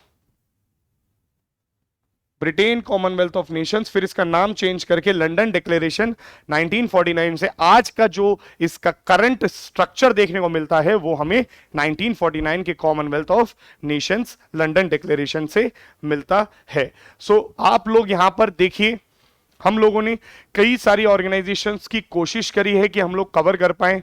lot of organisations are there present. अब मैं आपको सिर्फ और सिर्फ इंपॉर्टेंट ऑर्गेनाइजेशंस के नाम बता देता हूं जो आपको पढ़ने चाहिए, आई गेस। देखिए, आईएमएफ को कवर करिए, वर्ल्ड बैंक को कवर करिए, वर्ल्ड बैंक ग्रुप को कवर करिए। तो देखिए, वर्ल्ड बैंक और वर्ल्ड बैंक ग्रुप में फर्क होता है। वर्ल्ड बैंक ग्रुप में कौन कौन आता है? IBRD, International Bank for Reconstruction and Development, IDA, International Development Association, International Financial Corporation, MIGA, Multilateral Investment Guarantee Assurance, and ICSID, International Convention, और sorry, International Centre for Settlement of Investment Disputes. So याद रखिएगा, इसमें से world bank कौन सा है? Comment section में बताइए। वर्ल्ड बैंक ग्रुप अलग है, वर्ल्ड बैंक अलग है। आईएमएफ को कवर करिए, आईएमएफ में एसडीआर बास्केट को कवर करिए। एसडीआर में पता करिए कि रिजर्व ट्रांच क्या होता है, और क्रेडिट ट्रांच में क्या फर्क है, on what is gold tranche. ऐसा सवाल आपसे यूपीएससी पूछ सकता है, ठीक है। नेक्स्ट जो आपको पढ़ना चाहिए, दैट इज, देखिए, इंटरनेशनल ऑर्गेनाइजेशंस में most important is United nation. United nation में बिकॉज टाइम इज लेस, उंगा पे फोकस करिए, आईसीजे पे फोकस करिए, और यूएनएससी पे फोकस करिए, ठीक है। इसके बाद कुछ स्पेशलाइज्ड एजेंसी जो आपको याद होनी चाहिए, उन पे फोकस करिए। फॉर एग्जांपल डब्ल्यूएमओ पे पढ़ लो, ठीक है। आप डब्ल्यूएमओ को कवर कर सकते हो, आप कवर करिए एफएओ को, आप कवर करिए यूनेस्को को, आईएलओ को। तो कुछ ऐसी ऑर्गेनाइजेशंस को भी कवर करते चलिए। लास्ट में डब्ल्यूटीओ को please do not miss out. WTO is very very essential. बहुत सारे इसके पॉइंट्स हैं, इंपॉर्टेंट नियम हैं। WTO was always in news. Again मैं आपसे बोल रहा हूं, because of the time constraint I can not tell you each and everything, but इस साल प्री में डब्ल्यूटीओ की फोकस करिए। एंड ऑलवेज रिमेंबर, डब्ल्यूटीओ में डिस्प्यूट सेटलमेंट बॉडी या बोर्ड पर फोकस करिए।